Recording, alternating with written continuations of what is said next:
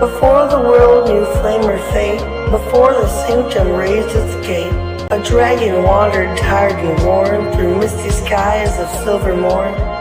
It searched for peace, a place to lie, beneath the glow of moonlit sky, and in a valley hushed between two gentle hills of twilight green, it bowed its head in softened light and drifted deep to dreams of night. It dreamed of fire burning bright, of honor shining pure and white, of moonlit sacred, calm and true, of secrets old and wonders new.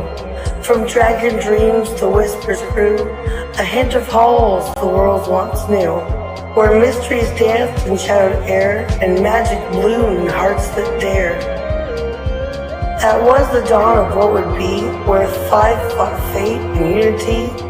Their story closed, their watch now done, five voices fading into one. And so I speak across the yore, to those who brave what lies before. O hero born of flame or field, of moonlit craft or truth concealed, step forth, past revealed, come soon, your fate unsealed. For now the sanctum stirs to see what new made legends you will be. The dragon breathes the dream once more, a calling through the ancient door. Hero before the past is through, the tale now waits to open you. Take clues I've left and missed and do. Seek what is hidden, chase what's true. For the sanctum keeps its promise still, in silent halls and moonlit chill. It watches all you choose to do, and it's long been waiting here for you.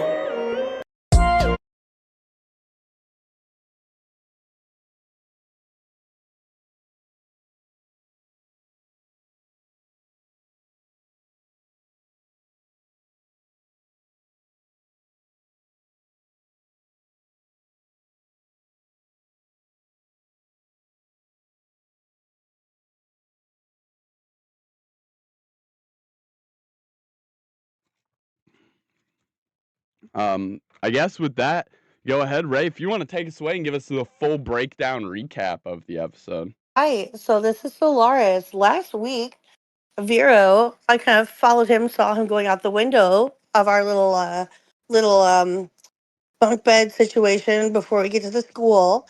He asked if I wanted to come with him. We all went outside. We heard somebody following us, so we were running away. Then we got trapped inside of an alleyway with a wall made of different little flesh things that were whispering power, magic, power. So we were trying to investigate that, and I turned around and was like, "Who's following us? Who is that?" Ended up being one of our sort of teammates. And then after he got in, and we were like, "Okay, why are you following us?" He's like, "Well, I don't want you to mess up our team this year. Do you know what happened last year to our team?" And then we said, "No, we don't." And then we found out. And then there was somebody going after Vero, telling him he was a prince and needed to go back to the castle and was getting abducted. And he said, "No, I'm not." So that was our first battle, and we battled that guy and almost killed him until we like sacrificed. We were like, "All right, we will allow you to live." So then that happened. And then we all kind of ran back towards the school. We had to sneak back in, and we heard Father Talius and Rockman Boy speaking about like hushed subjects about how he had a team that had died before, but there was like we didn't get to be explained why. We don't know why. So we all snuck back in our bed. And then before that, we got to go to the market. I got a ring and some frog legs. I don't know why I was there. I was kind of poking around first time. And then Vero got him some cool like little dagger things and a different weird rock. And then even Schnurr and Jimbo poked around. They talked to the rat man. They messed with their cheese. I mean, it was just a big adventure. And so now we're just waiting to see what happens next. And I'll catch up with you soon, little pixie friend. Signed, Solaris. Indeed. Yes. uh, and Yeah, with that was that, the pretty night would have passed unabated without any further events to disturb you. Both Jimbo and Schnurr, you would have received a full rest, while our two late night adventurers, you would have each received a half rest. The night would have continued again unabated. No more events, just a tough night's sleep with all the anxiety of what's to come ahead of you. This magical great promise. And when day finally does break, it is the brightest dawn you have ever seen. The lights jump into the church windows, illuminating the entire room, almost lifting you guys up, helping you levitate out of bed, this energy invigorating you for your morning, for your big journey. You guys begin packing all your stuff up and would even maybe catch up with each other and have a moment before Heimdall would meet with you guys, as everybody is flowing out of the dormitories and back into the actual church, the Resistance of Fate. There would be many pleasantries, some soft donut-typed dough concoctions that have been made up, and maybe some like bittersweet type tarts, just something to give you a little boost of energy to start your day. And you may all grab one, a little donut or a tart. Ooh, I think a tart. And Father Talius and Heimdall and Silith and the other few Adventurer Guild members that you would now see, a long-haired lady with like blonde hair and this tarpaned green cloth wrapped up with bound leather that has these really weird-looking insignias on it. Not like sigils, but more like of a family crest or something like that. And a taller guy with long, mangy hair and two kind of big ram-like horns growing out of the sides of his poofball head. Long black robes laying across him. And these two would have been the leaders of the groups of 4 that we didn't really get to see evaluated.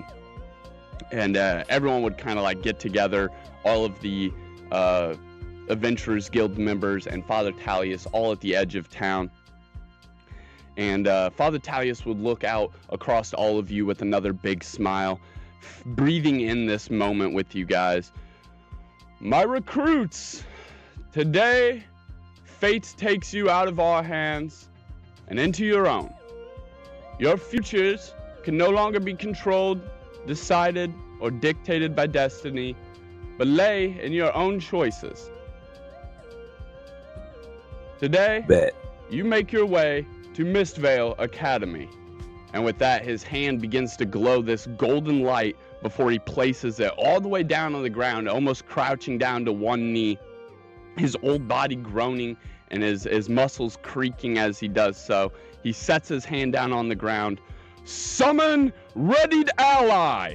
And a giant sigil would begin to form on the ground, bright, glowing golden yellow colors as the sigil expands in this open field, growing larger than even the church itself. The sigil begins rotating slowly and then faster and faster, glowing brighter and brighter before all of the runes and inscriptions inside of it become unintelligible in this bright bend of light. This huge ring of light eventually extends into the sky like a pillar before the light begins to recede, and in its place is a giant floating pirate ship.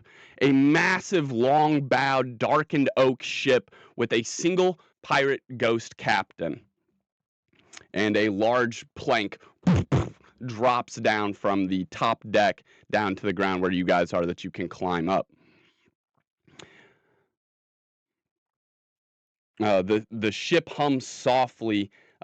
There's runes alongside the hull of it. It's glowing with this soft color reflecting Father Talius's magic.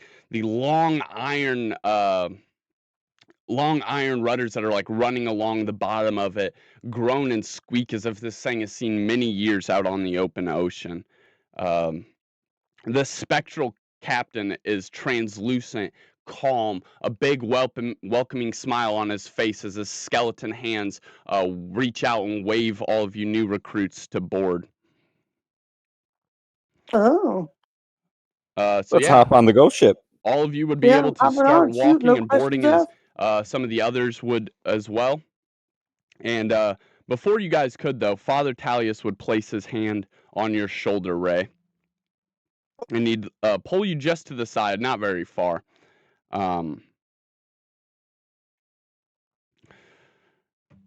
Heimdall informed me that you have a sick friend nearby. Some affairs you might need helping attended to. Perhaps. Well, I am no master of medicine, that is for sure. But my healing and abilities to connect to those around me are unmatched. If you want to trust him, you can give him the sun petal bloom and he will deliver it via owl to your pixie friend. I mean, I might as well because I don't look like I'm going to deliver it anytime soon. So let's try. Sure. And you could Sure, I even trust have him your for now. letter delivered as well if you wanted. Yeah, that'd be cool. Do I need to roll for anything? Nope, you can just, if you trust him, you can just hand it over. Yeah, sure. Yeah. So you would have 2 out of 3 of them left. You would have to only give them 1, just basically enough for the Yes. In case antidote. yes. Okay. Yeah. Yep. Let me give 1 leaf. And my letter, of course. He smiles acknowledgingly. This isn't a smile that grants you any sort of praise, but it definitely holds within it recognition. He understands how much you care for your friends. Good. You know, Solaris, sometimes the lights follows the shadows if the shadows follow the light first. All right. Do not fear what you carry. Only fear turning away from it. The moment lingers, his old stern face really drawing on you now, these etched lines of just all of the things he has seen, all of his experience really embodied, and all these wrinkles in his face, as this is the first time you've ever seen him like looking at you so direct without really this big, huge smile. And then he would just, he would take the letter and the sun petal bloom leaf, and as promised, he's going to deliver it to your pixie friend at some point. Sweet. Yeah. All right, and then you guys may all continue along. Vero, if you would a minute, Heimdall calls. I walk over to him. As What the is rest of you are boarding up on this ramp finally. Heimdall looks you over with this wincing look in his eye. He lingers upon all of your features, much like Solaris did to Father Talius, but this looks different. It's as if he's staring at an old friend and about to say goodbye again. His breathing seems off, short, quick. His eyes don't tend to linger anywhere too long, darting, flickering back and forth, before he finally gets the courage to speak again. I've seen talent like yours turn into a burden before. Power doesn't make you dangerous. Certainty does. He places a hand on your shoulder and comes in even closer. If you ever feel alone, you aren't, even when it feels earned. He leans back, his eyes finally catching your eyes directly, and there's no other way to describe this expression on Heimdall's face other than it's as if he's looking at a ghost, as if he's saying goodbye to an old friend again. Can I grab him on when he pulls back? Can I stretch out my hand and be like, "We'll see each other soon enough, friend." That same little slight smile returning to his face, like the one, almost exactly like the one we seen Silith, that sly smile of acknowledgement. And then you guys all are able to board up upon the ship, and it's the big, large plank comes lumbering up, and Father Talius calls out from down below, "Your trial has officially begun. Good luck, voyagers. All for one, and one for all," the captain says as the ship begins to joust forward. The ground itself begins to quake as this ship is floating just mere feet above the ground, but all of its pressure seems to still be burning down on the ground itself. It shakes and convulses as this giant ship begins to move forward. You guys may now freely explore around the ship and try and figure out what the trial is. I want to go under the hull where everything is being stored and check out who is running around down there. Right? Could I go talk to the captain to see where we're heading? Like, what are the places we're gonna pass to get to Mistvale? This massive, gigantic stern on it. It has 3 giant masts, one at the front, one in the middle, and one kind of closer to the back. This is just absolute massive ship. From front to back, you're looking at the opening where you guys would have boarded at, going to this giant kind of that middle hull section there. That would be all the cargo down below. You'd be able to see down there giant crates and all kinds of different things on the second floor. The middle hole there, though, that motherfucker goes all the way down. If you fall down that big black hole there, you fall all the way to the bottom of the ship. And then right behind it is the middlemost mast. There's a couple barrels and crates scattered around, different armaments and different things like that.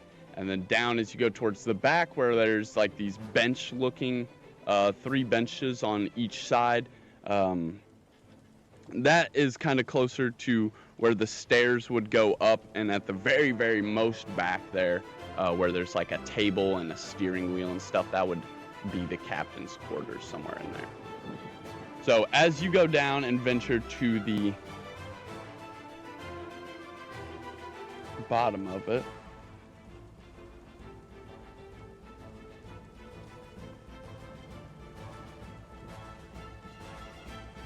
Ooh. Nice. that is what the very bottommost area of the ship looks like. It would take you some time to get down here, so we'll let you explore it in a little bit. Go. But yeah, that is what the most bottom part would look like. It is absolutely packed with supplies, as making a trip to Mistvale is actually very dangerous in of itself, so any opportunity they can to get stuff there will be taken fully taken advantage of. And so this thing is absolutely packed with supplies. I mean, there's got to be 100 barrels down here, around maybe 50 or so crates at the front end of it. This place is just absolutely jam-packed full of supplies. And Vera, you would reach the captain way before she would reach the bottommost deck. All of the other applicants and recruits would be filling in somewhere. Maybe they'd be making their way towards the middlemost part, where there's some cots to sleep at. Mm-hmm. Yeah. So it's your turn. Okay, so I'm... Could I see if Draylen's nearby? Like, while I'm heading, like, still head towards the captain, like, that's my main thing. But if I see him on my way there, stop to ask him a few questions. Yeah, I would say he would probably, his group would have immediately started following Solaris, heading down towards at least that next level. They wouldn't have went all the way to the bottom where all the cargo is. Follow me. But they would have been following you, and a lot of people would have been actually just kind of like heading down and setting their stuffs up at a cot. There's like these, the next layer isn't very important. There's nowhere you guys can like look around or anything. It's just basically the same shape, just with a whole bunch of like cots and stuff hanging up where you guys would be able to sleep at. Okay. So there's not really anything on the middle level. This is the top level and the bottom level. The middle level is same shape, just with a whole bunch of cots. It'd be very open, you know, like much like a boat to keep buoyancy and stuff. For all intents and purposes, this appears to be a boat that was in the water at some point in time. It is also in the water currently?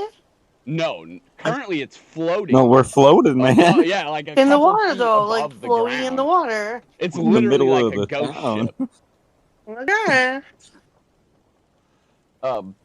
And yeah, so that would leave you off of whatever you wanted to try and say or do, Vero. You would definitely have seen him making his way following Vero. You would see his whole group, him and and Riven and Asaro, it would have all been making their way to where the cots are to kind of like set their Oh, stuff okay, up. so they'd be going the opposite direction. I mean, essentially. okay, so if you're at the Where I'm very front of the ship there on the top level, if you're at the very front where it's dark at, that's where that plank dropped down from. So as you guys walked forward, the stairs would be right there, and then if you would have just kept going forward another past the black hole, past the middle mast, that next middle thing is the steering wheel. So that it would still be like the same general direction. You would just be going farther. Ah, okay. So then I just keep making my way to the captain then. Okay. Yeah, so you would see them though. And you would see all kinds of other people they're just kind of like lurking around, kind of filling in, seeing when they're going to get their chance to step down these stairs. Yeah, the captain is just kind of standing there, his eyes out and about as if he was scanning the open sea, kind of maybe doing a little tilt of the shoulders. You can tell that his hands aren't actually able to touch the steering wheel, though. Like, this boat is made out of actual real wood. This was a real boat at some point in time. He is an actual ghost. Okay. Kind of like, hey, Captain, what lands are we going to be passing heading towards the academy? A Shadowvale. It had been some years since me seen one of them. Oh, the last one, can't remember his name. He was a pretty good sailor, though. Yeah, well, where are you coming from? He seems to be taking in your information as he scans about. He's just like calculating it like some sort of machine. He asks you, yeah, where did you sail in from? Just a small village, nothing too big. But yeah, but still, answer my question. Where are we going to be passing from? Like, what lands or what areas will we be seeing? We're heading southbound towards the middle of Nomatica. On the far left side, you'll see the verdant spirals. And then directly ahead, there's the Great Wall of Mist. And just far past that is the School of Mistveil Sanctum. I take note of all that. Like I register. It's like, what's with the Great Wall of Mist? Is that like a treacherous pass we're gonna get through, or is that just really foggy area? What's the deal with it? Oh, the Great Wall of Mist. You ain't heard of it. Well, you better pull up a chair, because this is quite a story. And from somewhere just over in the horizon, a little ghost parrot flies in and sits down on his shoulder. Right, Snorri? You don't know about the Great Wall of Mist, Polly. Right, the Great Wall of Mist. Yeah, it's been there ever since I even started sailing back in my day. Some say it's a leak in the ley lines that lay below the land. Some say it was cast by some of the first wizards to protect that darn school. Keep all of them that wish to do the students harm far away. Lose their memory before they even get close to the place, they say.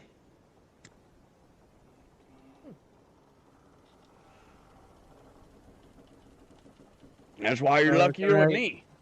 The only captain in the whole world knows how to get around that wall of mist.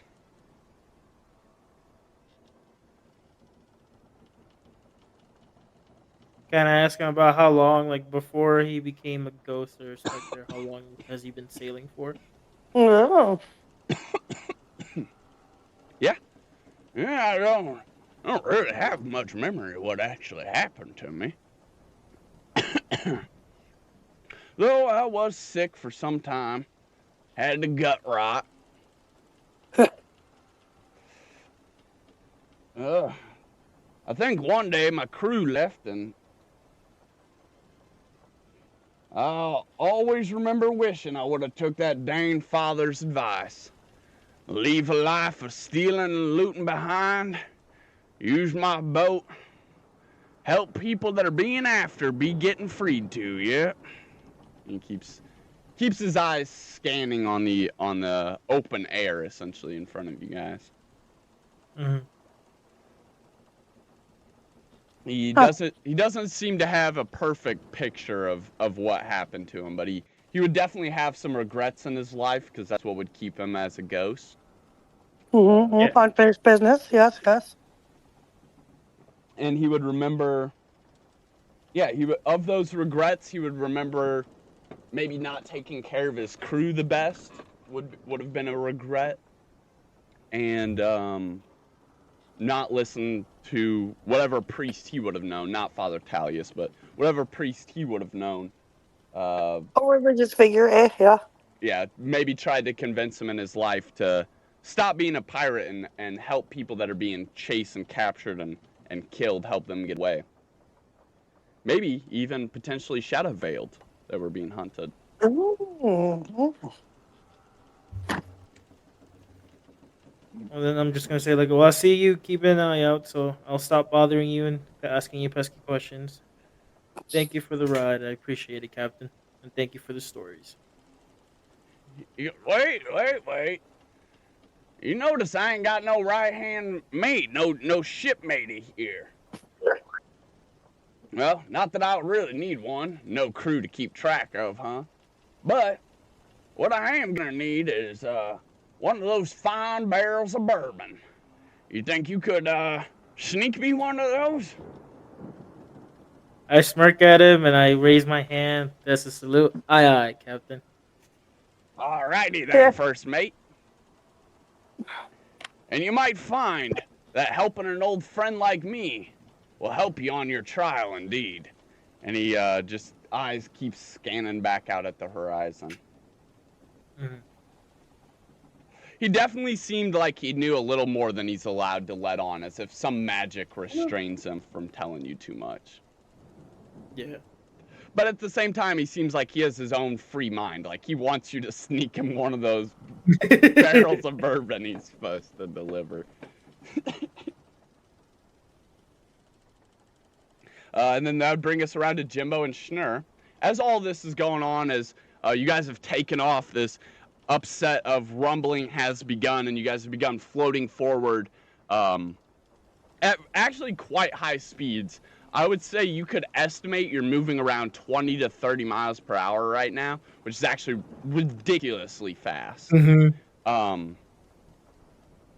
So yeah, I would say you guys are fucking hauling, and other recruits have begun like pouring below into that second deck area, setting their things up at the cot. No one knows what this trial is. And it is your turn. All right, so is there an opportunity for Jimbo to climb up the mast and look around? Absolutely. Because I would like to do an insight check on the environment and just the ship in itself. I want to see if there's any damage or anything peculiar about it, other than being piloted by Ghost Dude, our friendly little ghost guy. Absolutely. And then You're Schnur, able would you to like to scurry up this makeshift ladder all the way up to what is essentially the crow's nest. And yeah, you could tell there's a couple interesting things about the crow's nest that I'm not even going to really make you roll for, because there's not too much important going down up here. But you would see some like sketchings into the wall of the crow's nest, as if maybe a little kid had lived up here. And there's like literal like stickman drawings. Oh, that sounds fucked. Okay, no, I mean, in actual pirate days, they would send whoever's the smallest up there. So yeah, it would make sense, just like for actual history. It seems like they would have. There's some small person who was up here sketching all kinds of different pictures. Just looks like different crew members, different kind of odd stick figure pirates. And from around the crow's nest, I mean, you can see this beautiful layout of the top of the ship. Ahead of you, trees are just like splitting just underneath of you as this ship is now risen just slightly above the tree line as you guys are just fucking hauling. Over to the right, just slightly coming into view, you would see a very similar shape. That waystone you guys originally passed is kind of like just off in the distance now, as you guys are hauling straight towards the fucking middle of the continent, basically. Trees are whizzing past, wind is whipping. This thing is hauling, Solaris, and that is the one on the right side there with all of the cargo and barrels and stuff. And yeah, from down there, there's very little light down there. There's not like torches hanging on the walls or anything like that. So the only light you're getting from down there is lamplight from the levels above and like cracks where the pieces of wood just don't 100% line up with the bow. Light might be breaking through because it's like bright ass daylight outside. And so yeah, there'd be a little light down here, but it would be very, very hard to see and to get around. You feel like literally if Talius was here, this whole room would be lit, so they would have not even thought about putting any lights or anything down here. But since Talius isn't here, this room is not lit, and it is very, very, very dark. You may roll investigation if you'd like. Yeah, I was about to ask, can I roll investigation? Absolutely. All right, let me do that. Okay, my investigation is... Bottom of the ship in this cargo hold. Yeah. Each step down these wooden stairs is needing to be very well placed, and you can feel that. Like, it's dark. Oh, wow. You're looking like exactly where you're going. You're aware in this situation. So aware that maybe you're over aware. You can hear each floorboard or each step creak ever louder than the last one.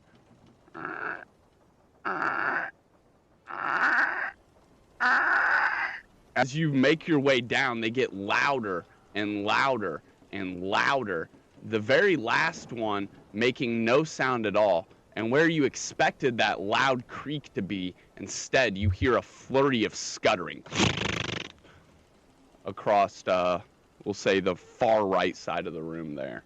All right, my investigation is going to be a 13. I saw. It would... Oh, Yeah. It would have been over Because there they're minus somewhere. one is where investigation, yep. You would hear the scuttering, yeah. And just to help you guys keep this in mind, right about, we'll say here,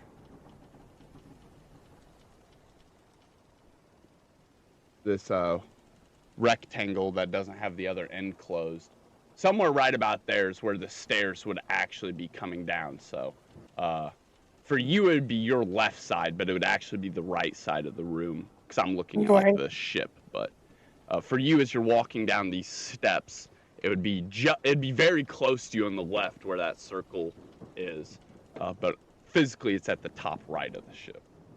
Okay. That's what you would entail with your investigation. You can't really see anything, so you get all these audible clues. The staircase is very rickety, and there's something just scuttered across the floor over there. Potentially multiple somethings. A lot of tiny little footsteps. Little rats, little cats to take care of the rats, perhaps something of that nature. Yeah. Yeah. It definitely sounded small. It definitely could have been rats. Yep. It's still your turn. You have a bonus action if you want to proceed to move. You have a free object interaction if you want to try and call scoot out. Closer. Yep, let me scoot closer and call out. Let's do that. Go. I want to go 2 left.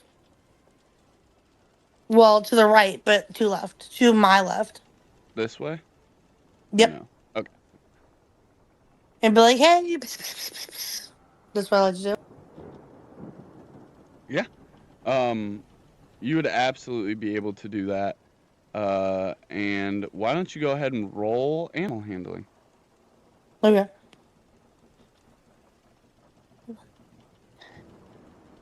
What's my animal handling? +2 or just +1? I think it's +1. I think it's +1. It's Okay. +2, but then you also have a -1 on your 'Cause, actual yeah. modifier. Due to your stats. Yeah, Yeah. due to your stats. So All right. Hopefully, I didn't just delete anybody. 11. Where did Vera I go? just got a 10, so I let's went do to the 11. ship. So I it's went an to the ship. 11.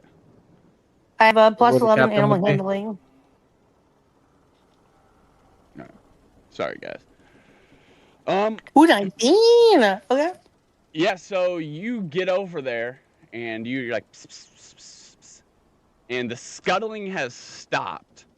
You can almost see this crouching humanoid figure just behind the barrels as you kind of like crouch down too. You're like, pss, pss, pss, pss.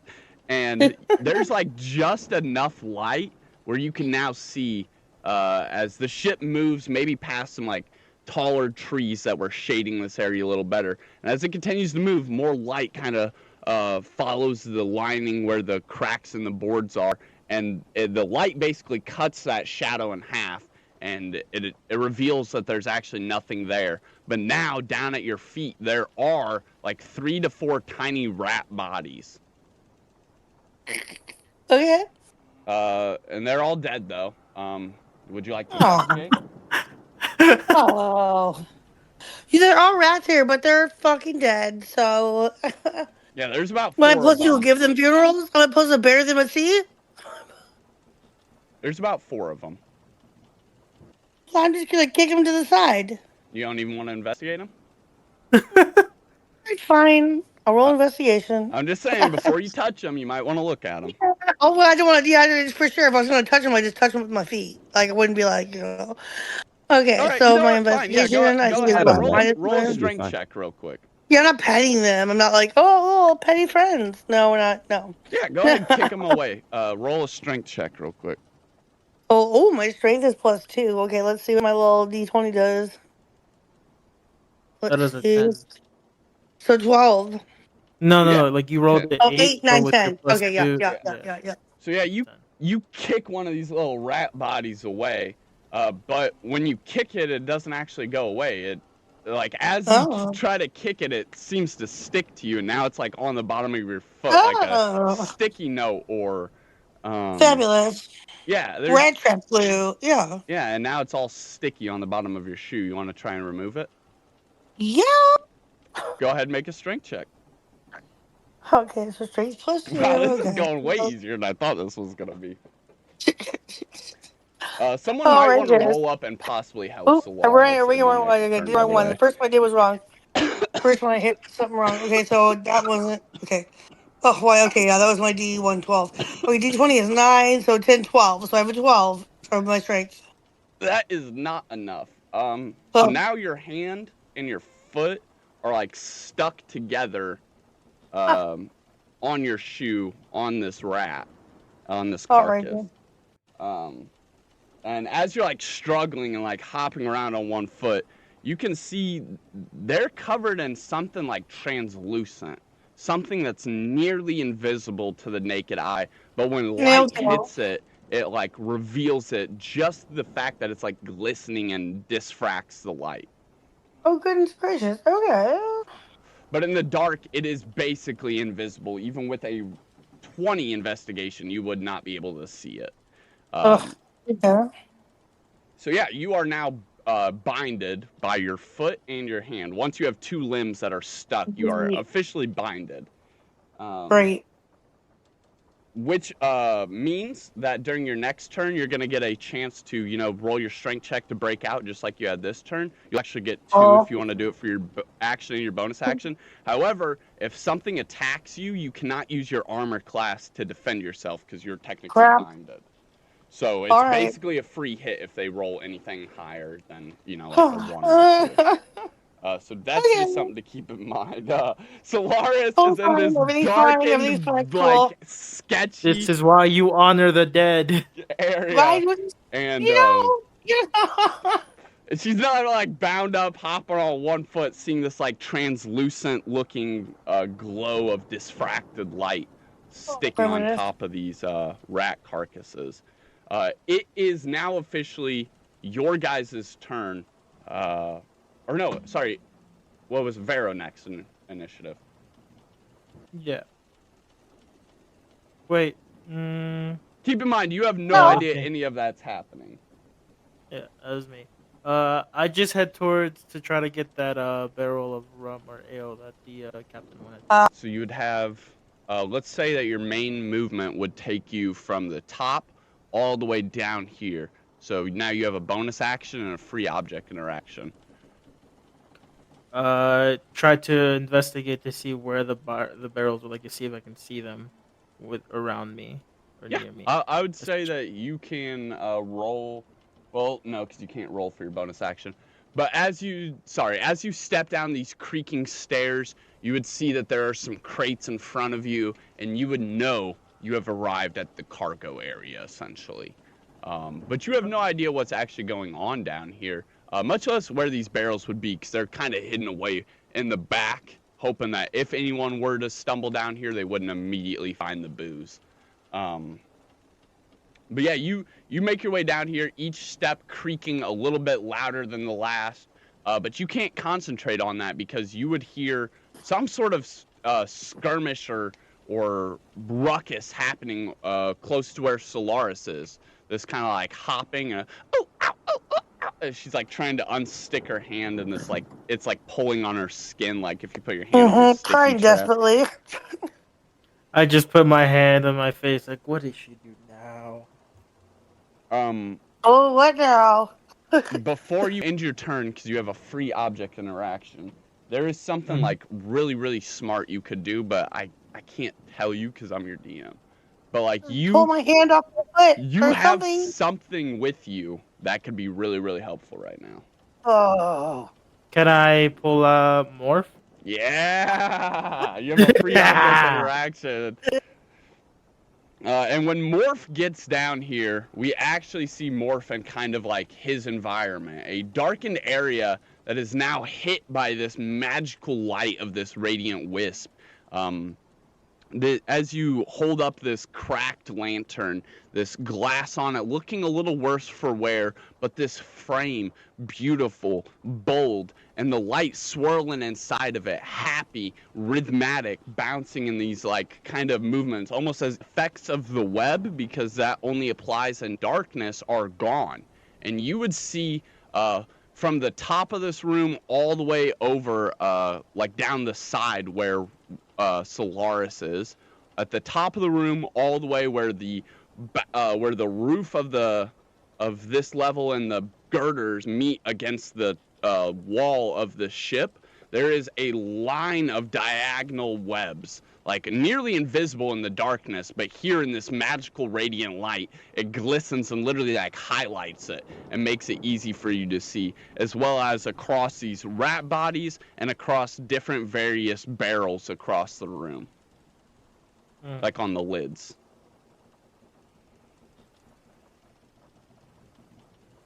Yeah, that's all I can do for now. Yep. And that would bring it to Jimbo and Schnurr, who, again, you guys wouldn't know that all this is going on, so just keep that in mind. You guys are still up top in the crow's nest. You've been journeying for around an hour now. I'd say we both just make our way downstairs. And see, yeah. So, Crow's nest is there. In between these this top layer and this cargo layer, there's also a third layer, one that we don't have a battle map for because there's essentially nothing there. It's just a plain open hole where there's, from all of the rafters and the wall pieces, there's like lanterns hanging and these cots of just simple cloth with like rope or leather binding them so that you could sleep in it. Yeah. Hanging So all I would over. have to take right down left, and then I would be downstairs. Yeah. Right?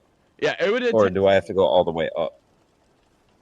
Huh? Because there's staircase up right there. Or is that a staircase down?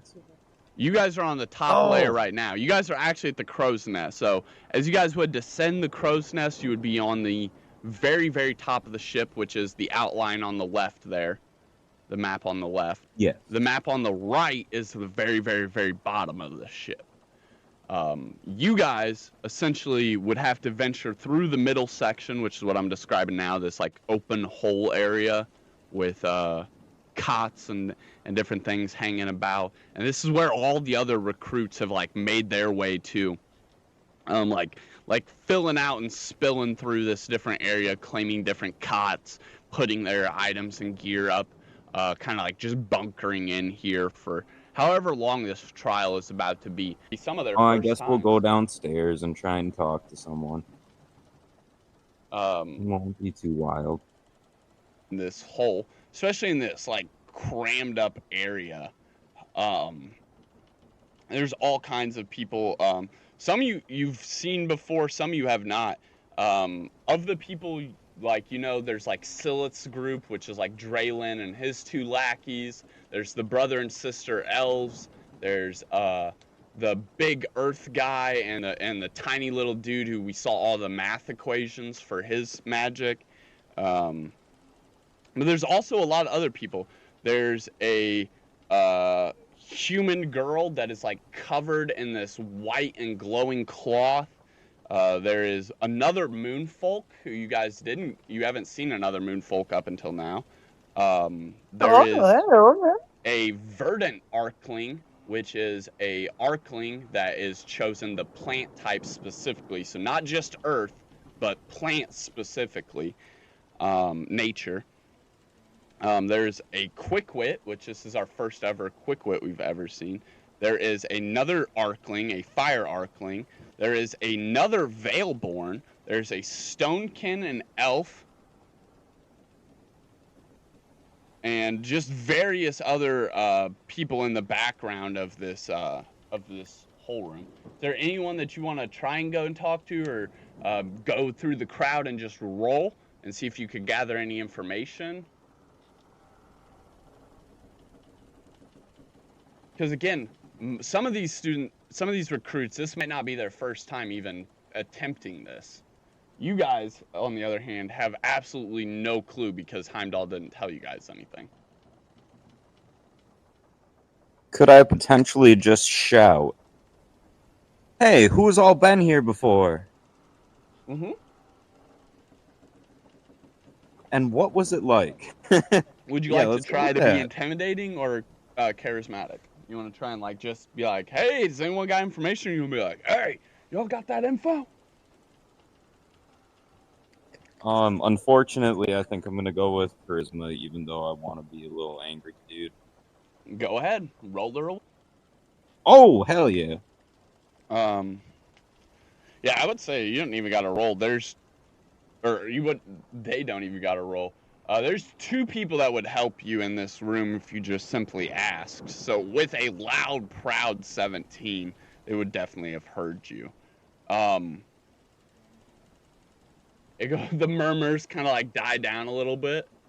Everyone like turns around and is now facing inwards in a circle, and the murmurs begin again. And it's like no one is gonna give you information. They just are like all going back and forth, like everybody knows it all already. But you see two different figures start moving in the crowd and leaving their assigned bunk.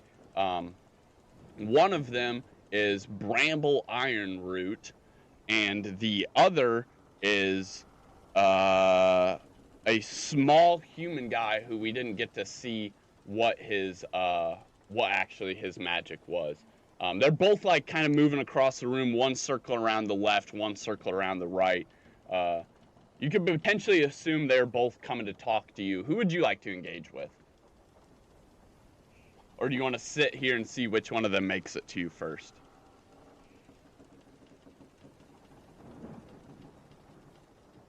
I want to talk to Bramble, but the small human is more intriguing. So we're going to talk to the small human.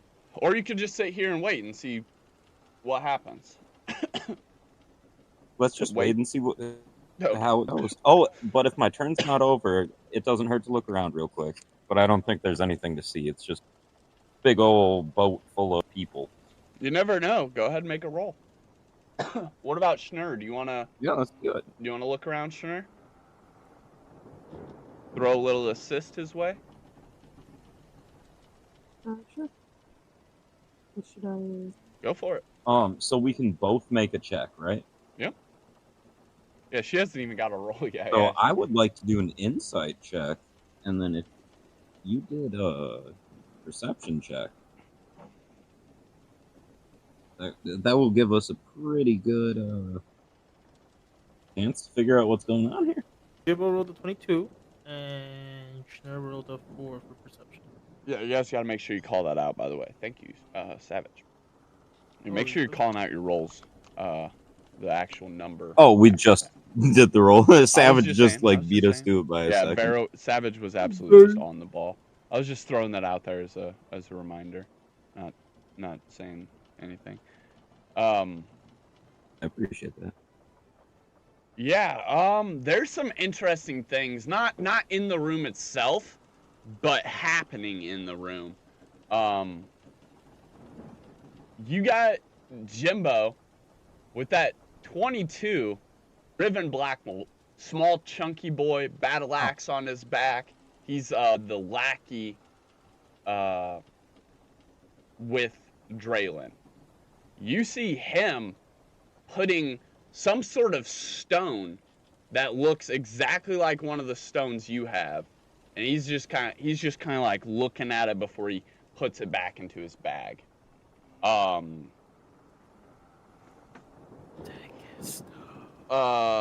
You would also see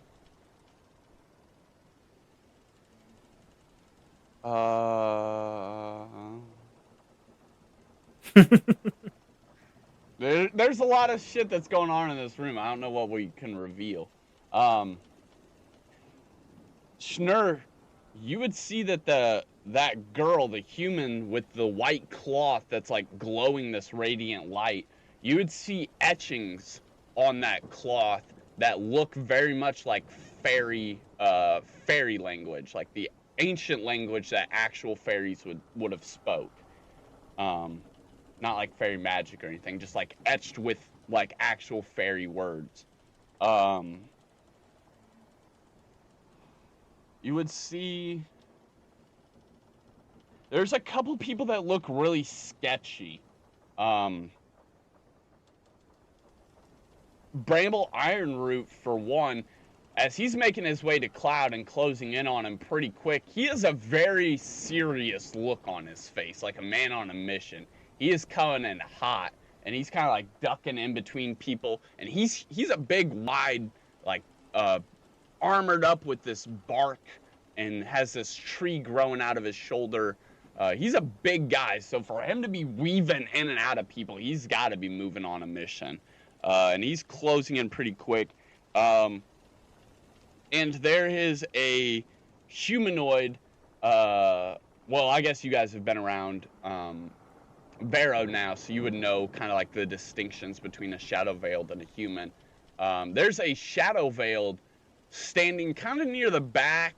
He doesn't really appear to be talking with his group. You guys definitely did see him come here with 2 other people, but they're kind of like over there doing their own thing. They're like, la-di-da-di-da, we're brothers and sisters. And they're just like, you know, happy to be here doing their thing. And he's just like looking there all smugged or pissed off or something. And he's just not, something just looks wrong about him.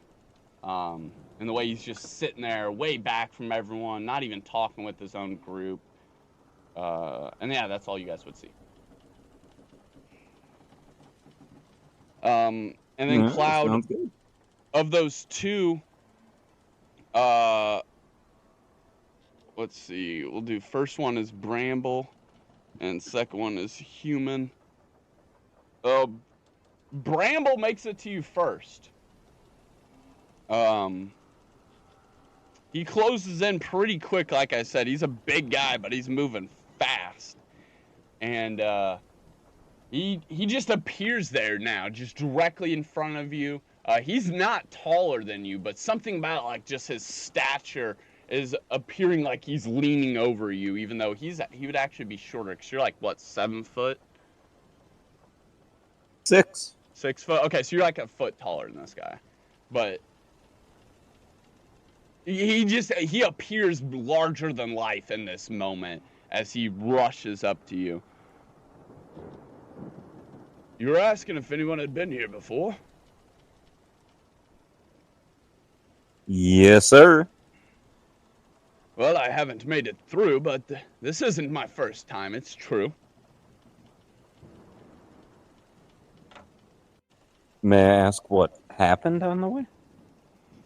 Because we're obviously going somewhere, right? There What could was have a happened piece of that pumpkin could have pie taken you off inside this of a mystical trip? rope on the ground, and I tried to grab it before the rope got me.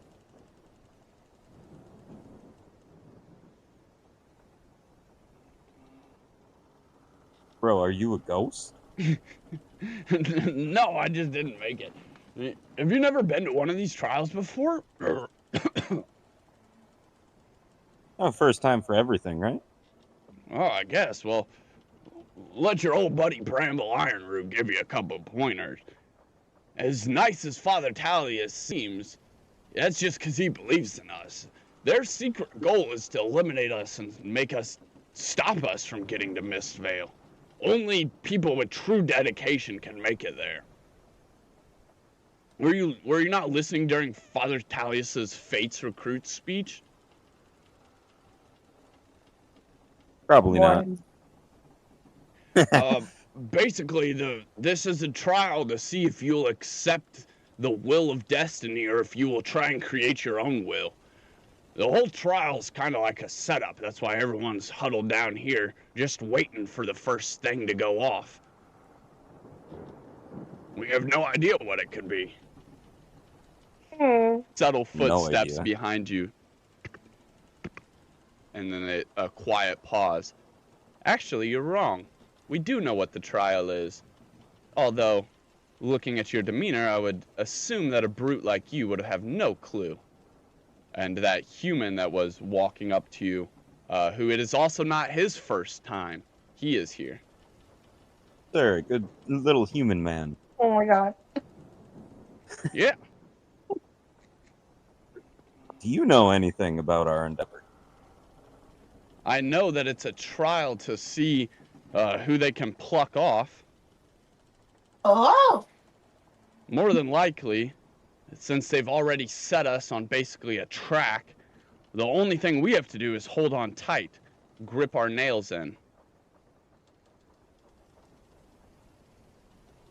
Leave it to a simpleton like you, older brother, to think such a strategy. The small human, when we saw all the math equations show up on the Crucible, the guy who is teamed up with Bramble, now appears at Bramble's side, claiming to be the younger brother, the human that you're now talking to on your other side. This is Bron and Joran Ashwheel.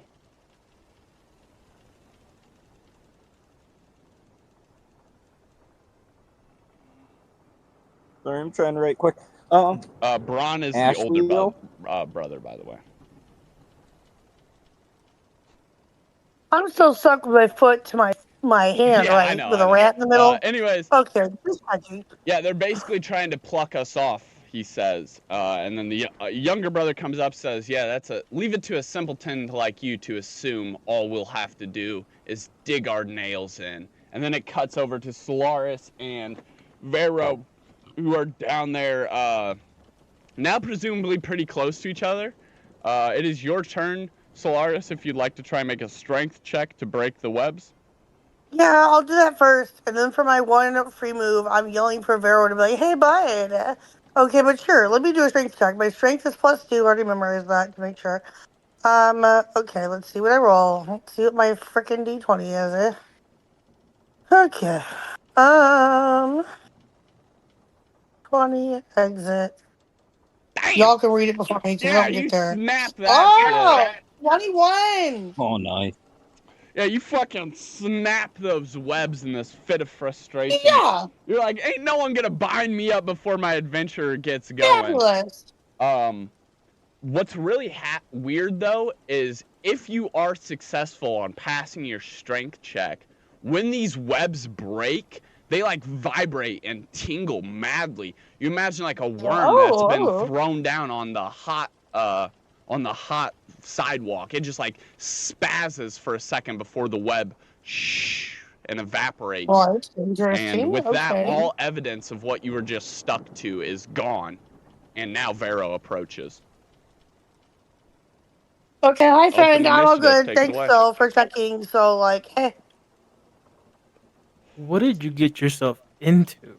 I'm not entirely sure.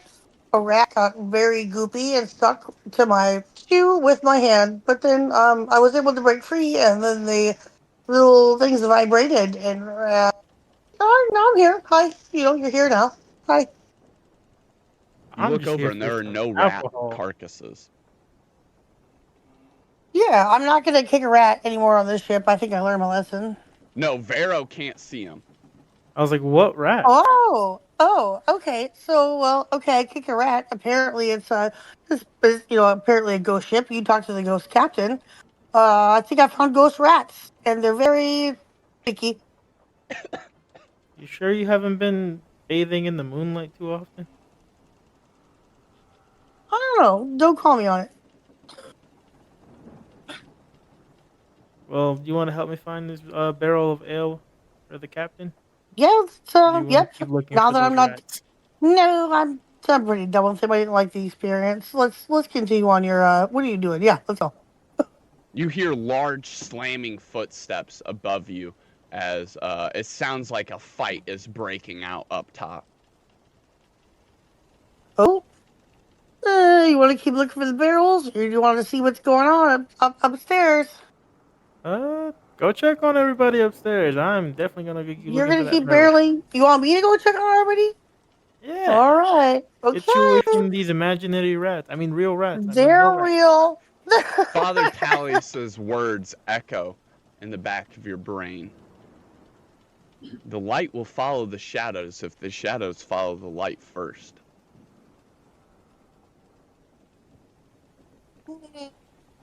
Okay. His eyes maybe would have even drifted from looking directly at you to looking at Vero when he said this. Hmm.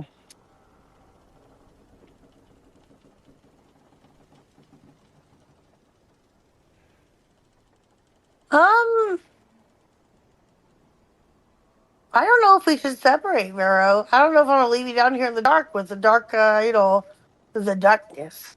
I don't know if that'll be good. Or else I'll have to come Then save you maybe later. I point out, like, I'm not alone. We have more. And Morph kind of Okay. like bounces around. Morph. Yeah, okay, fine. Morph, take care of Vero. I'm going to see what this hubbub is above deck. Both you roll a d4 real quick. Okay. Because it's about to get really scary for. Oh, Dear no, God, it's I not don't really want to scary leave you, for Vero. Never mind. I got a 4. Oh, Morph has crazy. spoken. Oh, shit, I got Morph, two. yeah, Morph's How going about to stay that? down here and protect Vero. Remember, it is a group companion, so at any point in time, it can just rotate away and follow someone else. But Morph My has BFF spoken. with He's going Vero to stay right down here now, so yeah. Nah. and hang out with Vero. Yeah.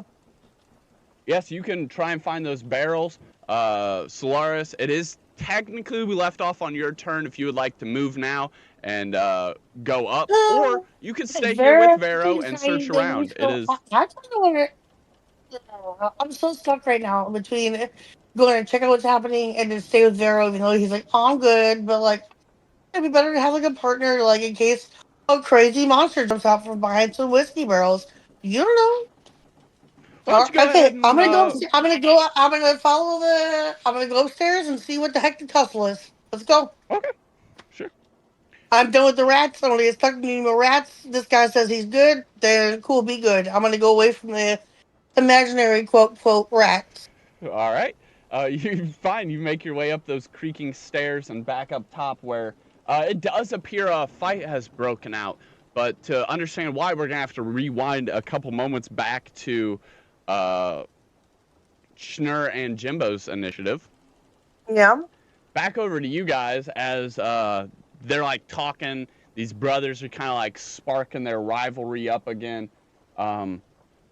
Someone makes their way from up top very, very quickly. Let's just say it's the Moonfolk, Ryza Moonfolk. She's the only Moonfolk that has like this weird brown hair. Commonly they have like white and gray or these very eccentric styles. She just has normal like brown hair. Probably like half human or something, not pure Moonfolk. She makes her way down and she's like dragging what appears to be a person behind her, and like quickly makes it down into this middle of the hole with you guys. And she's like, help, help, help, and she's like dragging this big human behind her. You guys saw it. His name was Alan Starro. Okay. And he's Cloud and Schnur, it's your turn. This like ruckus is going on. You guys can prod for more information from Bramble since he seems like he wants to help you, or you guys can turn your attention to this person being dragged up.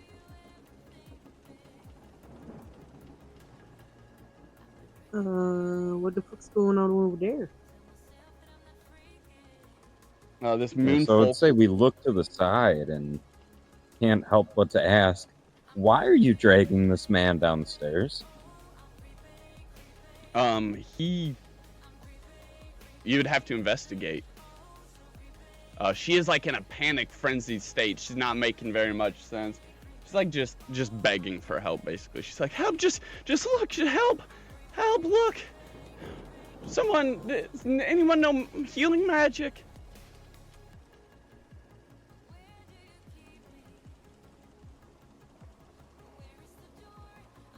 You want to roll an investigation on him?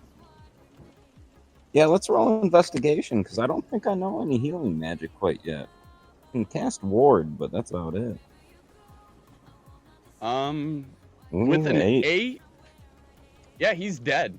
There's some sort of hole dead in the back of his shoulder blade right here. There's just like a hole, and that motherfucker dead. Healing magic ain't gonna do it. Well, there ain't no healing that. Would shoving a piece of cheese in the hole help? No, he's like dead. Like not like you can't even make a death save for him. Okay. Well, I guess I'd just be a loudmouth again, and well, I mean, either we ask this chick why she's dragging a dead body around, or we ask the room if anybody knows conjuration. Yeah, they're all kind of like akin. flocking around you guys now as well, and you call out, does anyone know conjuration? And Joran's kind of like, what help would that do?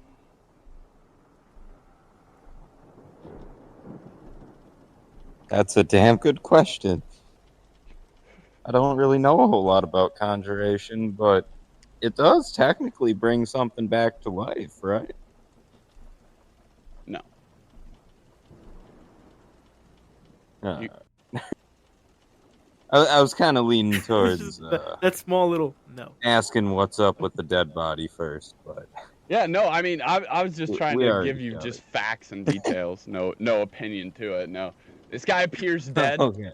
And conjuration does not heal or restore. There is revival magic, but it's technically forbidden. There is protective magic that can stop you from dying. That is not forbidden. It's just like advanced yeah, like healing wards magic. and things But like that, none of right? that works if they're already dead. Yeah. He's the only one that can think of his Yeah, major there ain't reanimation, nothing we can we do. don't One know that recruit still yet. eliminated, the captain calls out. Fuck. We're Hunger Games in this shit. We're Squid Games in this. We're a game in this. And like Ooh. everyone else's face has gone like pale as they're like looking around and like realizing that Father Tallius was right. Like life and death is on the line here. Survival I is guess in your now we hands. know what happened. Grouping up with the other recruits, and very far below at the very bottom deck in the cargo hold, Vero is hanging out. We're about to get back into what they were up to. Vero specifically, because I believe it is your turn in initiative next. Move Solaris real quick. Yeah, you're down there at the very bottom, where she would have been. Somewhere over there. The barrels are closer to the back. Around here. Okay. So where would you like to start your search at, Vero?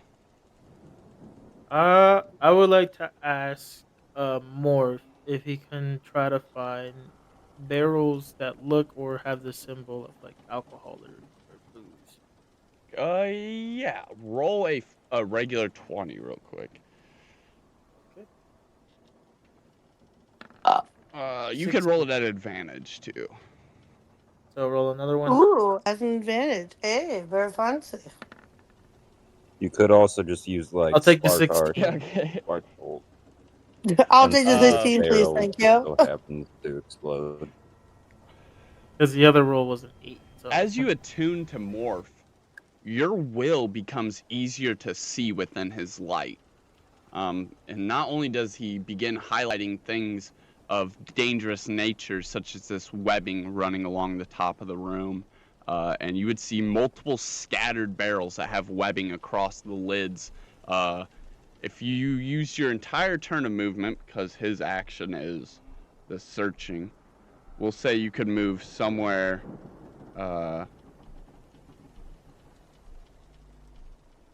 here. And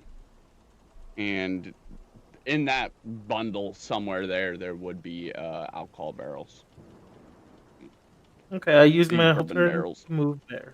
I used my whole turn to move there. And then you have a free object interaction. Would you like to pick one up? Can I? Can I check one of the two of the barrels closest to me? Since they seem like there's two. Like there's. You can check them. Do you want to try and open the lid? Can I Not that tap? time now. Not open it. Just tap it to see if there or move it around or shake it around to see if there's liquid. Oh, poke it and shake it. There you go. It's covered in webs. So you'd have to be very, very careful. You are able to slosh it, and you do hear liquid kind of inside of it sloshing around. It does seem like it's full of liquid. And I leave it there. We don't know if it's water. We don't know if it's rubbing alcohol. We don't know if it's booze or. You would definitely know that. So, like, of all the other barrels that are around, they don't have any sort of like. This one appears to have some sort of frame, like a circular piece of metal on the inside of the lid. Not on the inside of it, but like on the top indentation where the lid would sit flat against the rim at. And this ring of metal appears to be like just magically locked or unbendable, unopenable. This is like a sealed barrel, essentially. One of the very few on here. So you would identify that if there was probably a bourbon barrel, they would mark it. So would he need to do like a strength? But at the same time, this is the only one that you can't just pop this lid open. Okay. Do like a strength check. I'll end my turn here. I'll end my turn here. Okay. Back around to Solaris then, you made your way up there, and then we kind of just like passed over what had happened. She had dragged this lad down here and was like, help me. And now they've moved him over to the corner of the room, and this other chick is like studying him and trying her best to calm the crazy fanatic chick down. And not Jimbo the hysterical and woman Schnur are here. Okay, so I'm like getting towards like the back of the top of the ship, like the upper level, right? Mm-hmm. Okay, so I'm gonna have to investigate this a little bit. All right, go ahead, roll. -1, so 13. You see a Investigate. lot of interesting things. Much like I mentioned to them, there's a figure kind of leaning in the background, kind of just looking very smug and rude looking. Don't be Draylin and his suspicious. team, Don't be suspicious. they haven't moved from their cots. They're just hanging out, not really appearing to care that another recruit has been killed. And Schnur and Jimbo are around directly probably in front of you, and all these other people are kind of like scattered around them investigating what's going on as well. You'd see that the guy that they've moved to the side of the hole has like a large hole in the back of his shoulder, and yeah, not too much down here other than that. So nothing to really learn. So I want to be like, hey, hip hip hooray, crowd! Like let's all band together. I'd like to yell that at these random people. All right, roll charisma. Ugh, goodness gracious! All right. Okay, let's see. Ooh. My charisma is. I'm so sorry, y'all. I have to look this up, but my charisma is 21. Holy Sir. shit. Damn. Uh-huh. 20 Yeah, plus a 1. Yep. everybody from those that are intimidated to those that are acting smug, take at least a second to notice this speech you give upon evaluating what's gone on around you. Go ahead and role play it out as you're like, come on, everybody, we got to figure this out. Jimbo and Schnur right there. Okay, hey, you guys. There's obviously something going on this ship on the way to where we're going. Let's all band together. Let's be all, partners. We're gonna be partners in crime, partners in goodness. We need to stick together.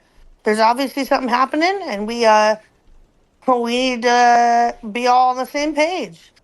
Who needs to talk about it? Yeah, Let's talk. Y'all I need to think talk? Let's we talk. should just set aside our differences and, Indeed. and do some kumbaya type shit. Yeah, kumbaya, Yeah. my lord. Kumbaya. Yeah, yes. Let's get the people from the corner. Somebody hoist up the dead body. We're all homies. Shoulder by shoulder. There's one guy who died. Like, but let's not all die. Brumble will help you. No, it's probably all right. We don't know. Yeah, he might live. We don't even know. We can't make that assumption. Yeah. We all just go shoulder on shoulder, and hands across we'll America. all Yeah, hoist up the dead guy, and we give him a good sailors. The crowd is funeral. definitely paying attention. Bramble steps forward and he's like, Bramble want to help. And he looks down Oh, good boy. at his friend, forgot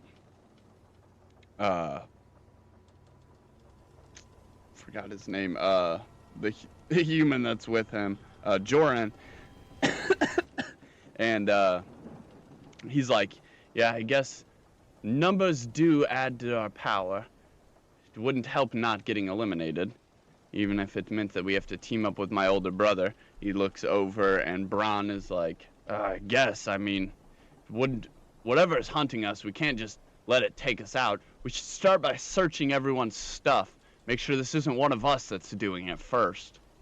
You want to start? Oh.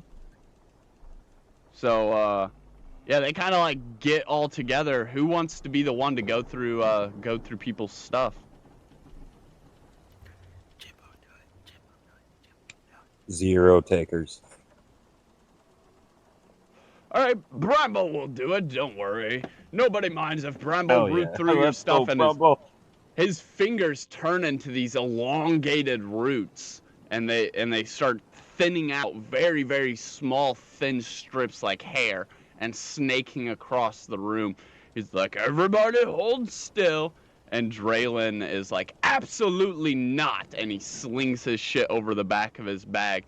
He's like, we will go find whatever this is and take care of it personally. Don't worry, all of you cowards, just hang out here together. And him and Asaro and Riven both stand up, and they're declining to have their stuff investigated.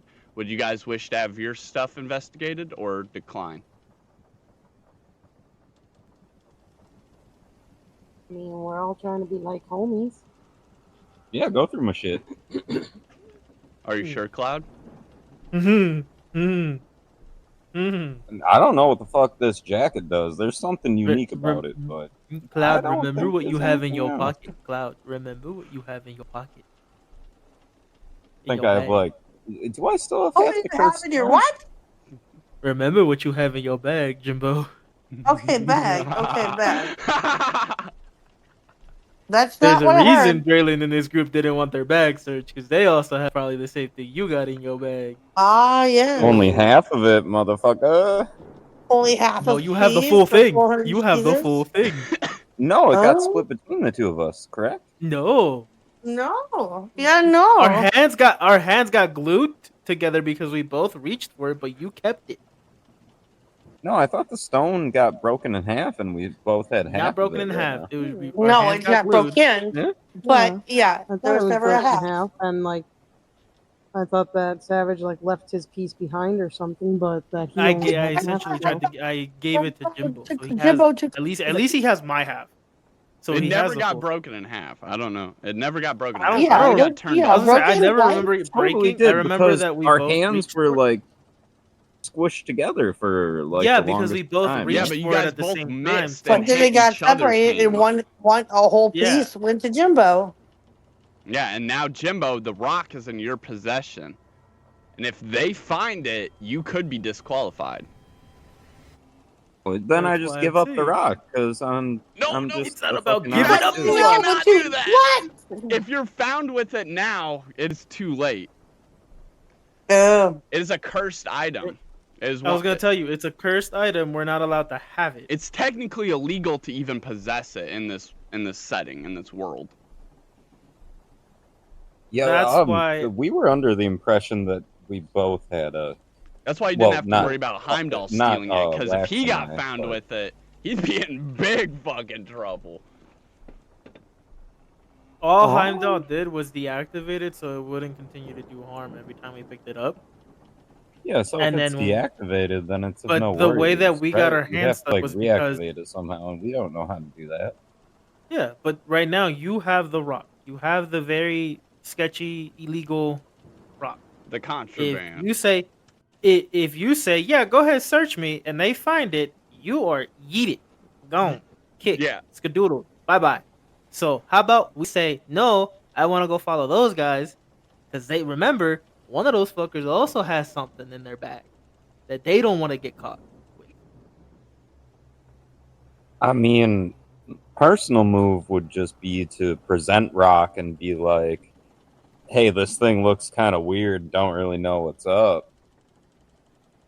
Keep in mind, We there is know no it, like we fought it. authority figure here, so you might be able to get away with it. There's no like Father Talius isn't here. There's no adventurer guild leaders here. It is just you fresh recruits, so you might be able to get away with that, Jimbo. You'd have to roll for it. We don't actually know what would happen. No one that could directly do anything about it, but tons of people that could turn you in, potential witnesses. We could have snitches in this boat. And remember what I warned you about your necromancy stuff and doing that in front of any potential eyes. And like I was like warning you not to even touch the magic, because if you get caught doing it in the world, it has worse repercussions than actually what the magic does to you. If that stone follows the same laws. It's contraband. It's cursed. You're not supposed to just have it. But how do you do that if you're like totally ignorant to the fact that, like, obviously it's a sketchy thing, but you didn't know it was You can play. You contraband? can It's play not that, like that they should have part, you searched can us play that. before they went on the boat. You know, like that's not my You can fault. play that part of like, well, I didn't know it was bad. I just thought it was a cool rock. You can, and you might have to roll for that to make them believe it's just a cool looking rock, Well, I would because rather it is deactivated. say I have a deactivated thing that's potentially dangerous, Why and would I you tell me really it's don't know potential? what the hell it does, than We to know try what it and lie does. about it and convince them that No, I'm chaotic. I'm not evil, man. Well, I know that, but I'm telling you, we know what it does. You can't play the part of we don't know. We know what it does. You saw what it did to Vero just by holding it for a set amount of time. So You saw to what it did in the convince him of Well, forest. that, yeah, you it would was have to roll sketchy, but deception, not is what inherently he's saying. dangerous, you know? All right, let's stay You're on just- task and keep rolling here. Okay. That is the hidden price tag of having this cursed item. Whether you know it now or you know it too late does not matter. Whatever you would like to do with this information, you do know that they had a cursed item, and that's why they fucking skedaddled. One of you saw Riven, Black Mole, like looking at one and then put it back into his bag real quick. Almost like he was looking in his bag to make sure it was still there, saw it was still there, and then put it back. And then they took off. So you guys can either follow them, you guys can have your bag searched, or you can try and convince them to not search your bag. Or you could just turn it over. Again, there's no authority figure here. These are all just the recruits. Whatever you want to do, go ahead and proceed with it.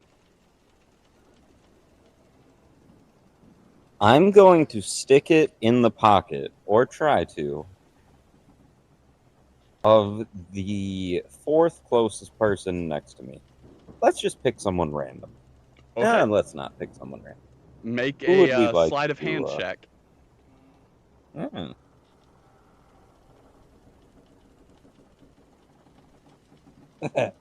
You lucky dog. 17. You lucky dog. You lucky dog.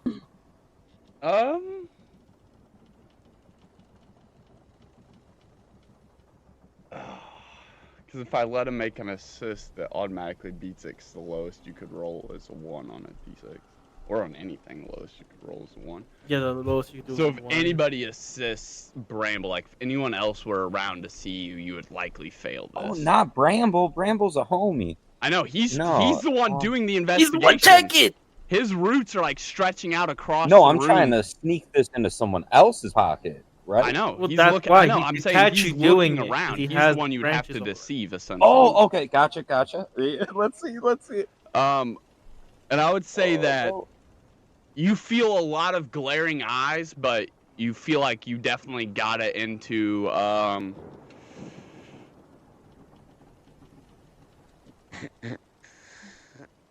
let's say you throw it into Bron's pocket. That might be a savage homie. Into the guy who came up like a smart aleck, the older brother of the other human that's teamed up with Bramble. Can you give me that name? Whose Oh, pocket was thrown into? Yeah. Do I have the opportunity to try and give it to the younger Ashwheel? brother?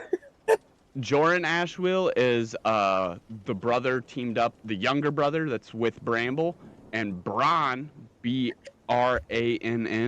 Ashwheel is the older brother. So he threw it into Joran's pocket. No, he threw it into Bronn's, the older brother.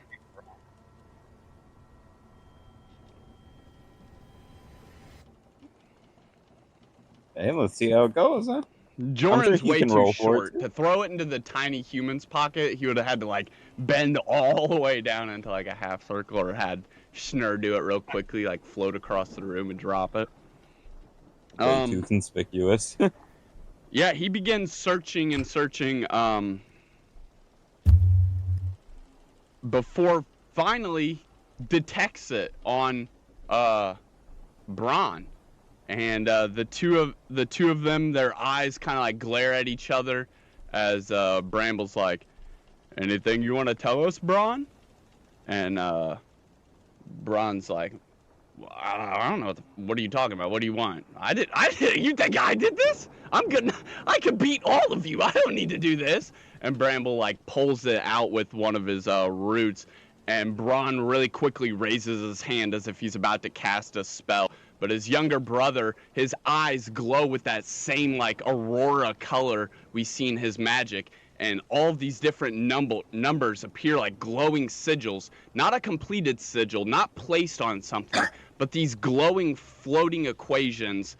You could definitely see like plus signs and minus signs, but other than that, the sigils themselves wouldn't make sense. You see them kind of like floating around Brann before it makes a full link, and Brann can no longer cast magic. and he like, "Ugh," and nothing happens, and he's like, what? And then the roots from Bramble wrap up around him, and he's just like completely entangled. We'll have to hold you here until we get to the school. I hope you understand. He's like, I've never even seen that stone in my life. And they're like, yeah, I'm sorry, but it's illegal contraband. And if we all say we didn't see it and then you get caught with it, who knows what could happen to us? And he kind of makes the roots stretch out like 4 different webs into the corners of the room. And they kind of just like post him in air jail, wrapped up in these roots at the very end of the bow, basically. Is the rock still within his pocket, or does someone else have No, it's like floating out in the air now by the roots. Okay. Bramble made sure not to touch it as soon as he detected it. His roots touching it do not count. That is not physical contact with him. Can't tell who has done it. One person got caught with this illegal contraband, and now he's hanging in this like nest of roots suspended in the air at the end of the ship. The illegal stone is also the cursed Can I stone. like snatch him up? Can I like grab his ass and throw him like here's the illegal contrabander and throw him in the middle of the circle? Can I like snatch him up and do that? He's already they got him. Oh, okay, then I snatched him up. He got his magic okay. turned off and then got wrapped up, and now he's like suspended. He can't do Okay, anything. so I investigated him. I got a 1, so that's nothing. And then, what the heck else can I do with him? You could. No, he's taken care of. They got him. You could head down to check on Vero. Yeah, okay, yes.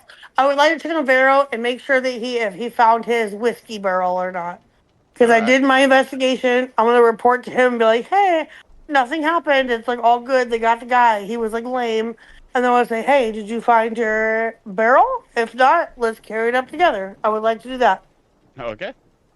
And then back to you, Vero. She's going to head down there. That'd take her about a turn. So while that's happening, what would you like to have been doing down here in this? Still just hanging around, watching. So there's still the barrels in front of me are filled with webs, right? Mm-hmm. Can I sprinkle some water and then do the cantrip sparkle to just shock them off, so I don't have to struggle to lift it up? Yeah. So I take the little canteen that they gave us at the camp with Heimdall in the Legion camp, and I put my thumb on the top of it and just sprinkle a little bit over the webs, like not on the barrels, just mainly on the webs. Just have a little trail and then just shoot it with spark bolt to like essentially singe most of the webs off to make it easier to break apart. Absolutely. I would say just you don't even got to roll for it. Just remove your spell slots or your cantrip slot, and yeah, it'd be effective. And physically, these aren't very physically resilient. So once you've detected them, you would be able to just rip them off. But if you decided to conduct them with water and then electrify them, they would definitely fizzle and burn and rip apart almost instantly. And so, yeah, you're able to pick up one of these barrels and lug it basically across the room. Okay. When I'm bending down to pick up the barrel, I tell Morph, like, hey, keep an eye out for me, okay? And then I just lift it on my shoulder. As you get up, Morph is like got your back. He's watching your 6, scanning the room.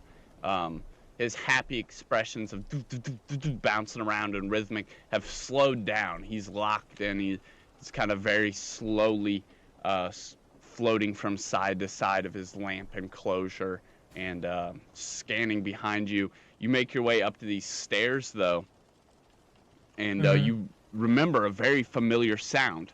Those floorboards creaking, getting louder and louder and louder, and now you can hear it. Detective, you're able to like almost look up before you even get to the stairs, and you see a dark, shadowy figure, very much more bigger than anyone that has boarded the ship, looming there. Solaris, back to you. As you left this exchange and you were heading to report back to Vero, you could very quickly turn and see the stairs are right there. But you also hear a familiar sound. However, it's not the sound of the floorboards. It's that scuttling.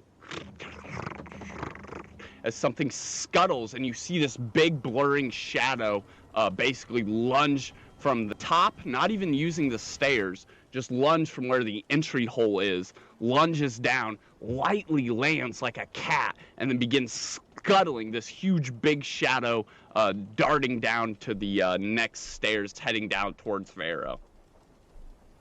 It's your turn. Okay, so okay, I see a shadowy figure come from where? From the top, jumps down and blurs down, going towards Vero. Okay, I want to what's the thing? Intercept. I want to like jump in, like, hey, what's up? All right, yeah. I want to like roll a strength check. Okay.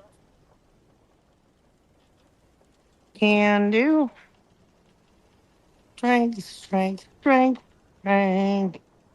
Ooh, +2. Okay, let's see what I get. Heck. Yeah, I have a strength +2. So. Okay, I was gonna say okay. I'm doing it now. Okay, so 11, 12, 13 is my strength.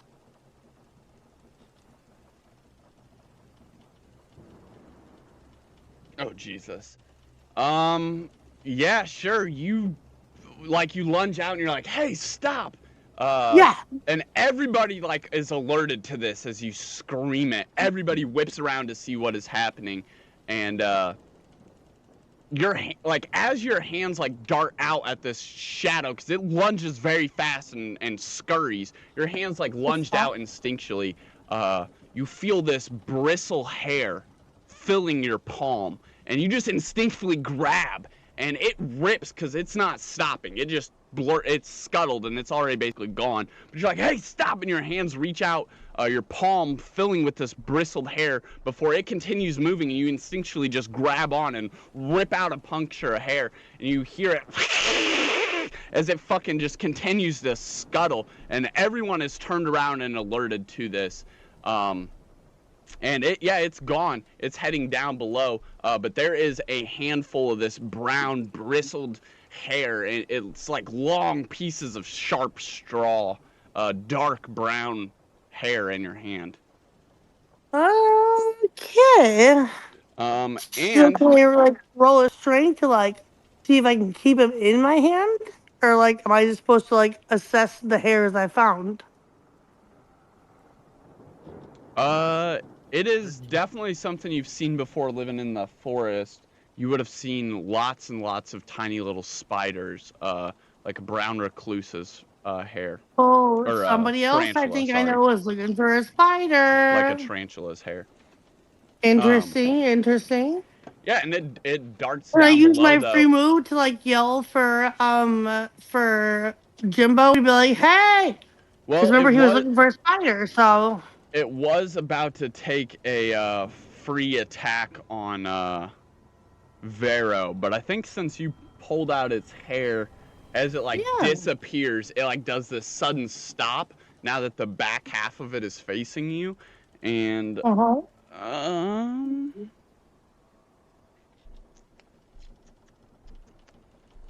it's just gonna keep running. Vero, you see this shadow, and as this you hear this exchange happen, Solaris just up above you. Hey, what are you doing? Stop! And you hear like a ripping sound like Velcro. And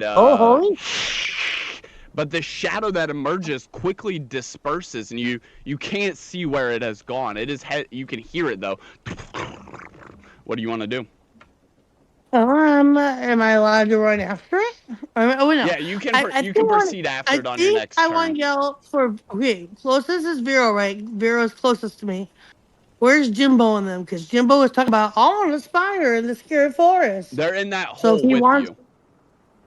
They've seen all this happen. You're Jimbo, just way and I'm yelling at Vero, telling them, "Hey y'all, you want a spider? Then come on, get one, because I just found him. Better catch him now."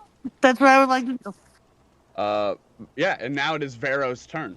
Vero, you're down there and see all this happen as just described. It appears as if this is about to lunge right at you before the shadow completely disperses, and you can still hear it moving. It sounds like it's literally moving through you, around you.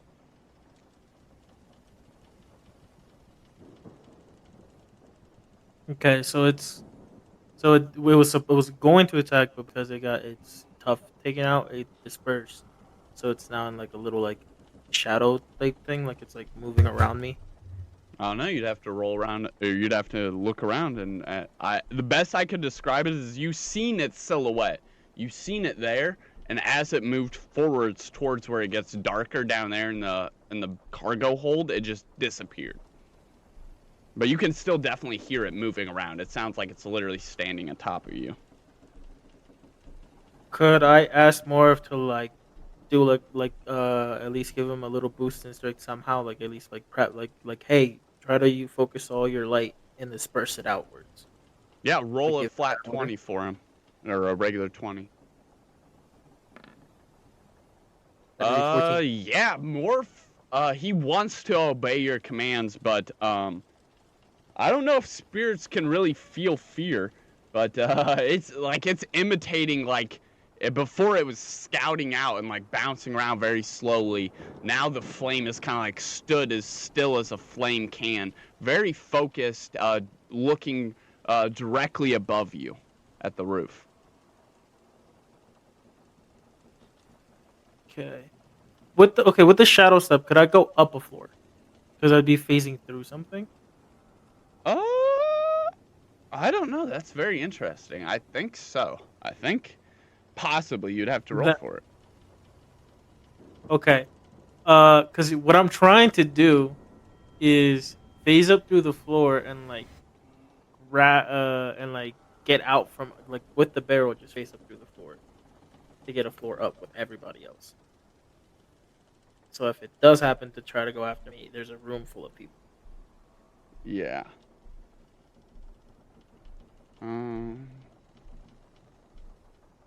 Yeah, you could go ahead and roll.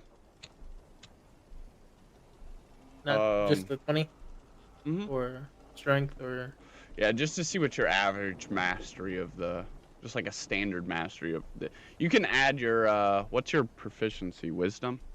Your magic proficiency? I do believe it's with them.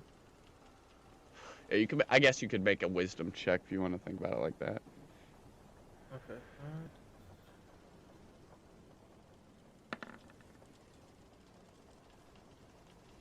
Damn. I rolled a 3. It was a nat one. It's gonna be pretty hard for you to maintain it right now. You're exhausted. It seems. Yeah. And plus this barrel, you've been toting things around, really stretching out the use and versatility of your shadow step. Not just using it more and developing it faster, but also the amount of burden on that use, the amount of things you wish to take with you. Okay. Uh, And I try to just ready myself, like have like uh, like I yeah, feel like I know Morph just said it's like near like somewhere above me, like on the ceiling. So I just try to keep focused above me while readying my dagger. Like I have my dagger in one hand and just prepping, like being prepped. Absolutely. And as you like ready yourself, looking up at this shadowy, lumbering figure above you, you can hear footsteps piling in. The other recruits, desperate to dash in. Solaris, who had begun to get to the top of the stairs, but somebody had slipped past all of you. Draylin stands next to you, his two entourages behind him. And what are you doing down here? And he looks up at this giant lumbering figure. Lars, she'd ripped out a patch of its fur, and then it had just appeared to disappear right in front of Vero's eyes, yet he could hear it scuttling all around him. And as he asked his friendly lantern wisp for help, the object had appeared on the roof as a giant shuffling mound of shadows. And then unexpectedly, his new / old rival Draylin came walking up like, "What, are you getting into trouble down here?" And then looks up and sees this shuffling mound. Upon this, Draylin orders both of his goons to go and cover the stairway so this thing can't escape. I hope you're not completely out of magic. And he looks up. I hope you don't mix. I love their banter back and forth. As this shuffling mound drops down from the ceiling, will everyone please that's down here roll initiative? So that's Draylin, Jimbo, Solaris, you're at the stairs now, and this shuffling mound.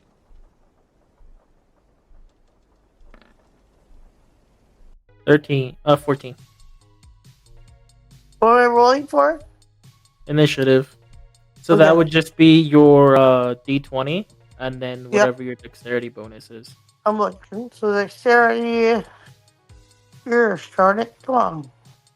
Which we can write down all your bonuses. That way you have them. Yeah, I know I can write it down, but I'm not at home right now.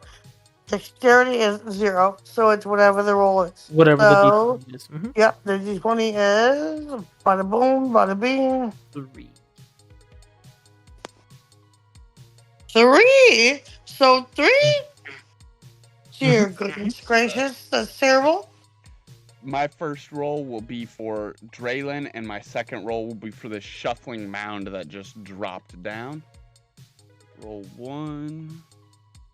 Roll 2. All right. So Draylin will be before this.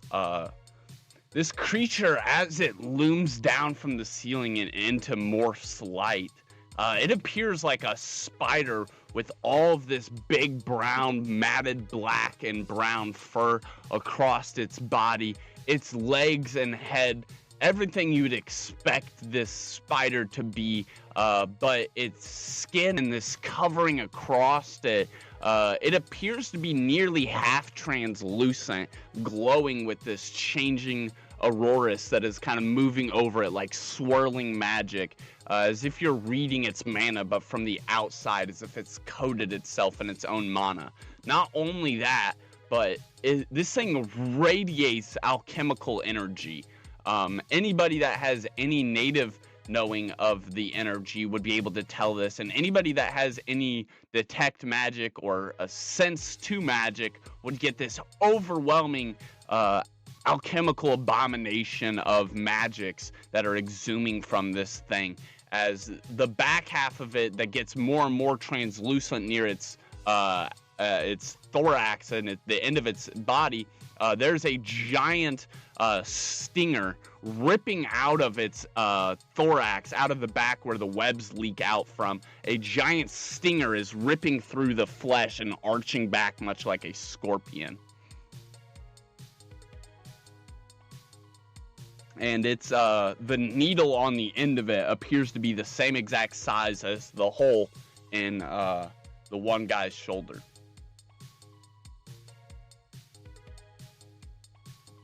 Okay.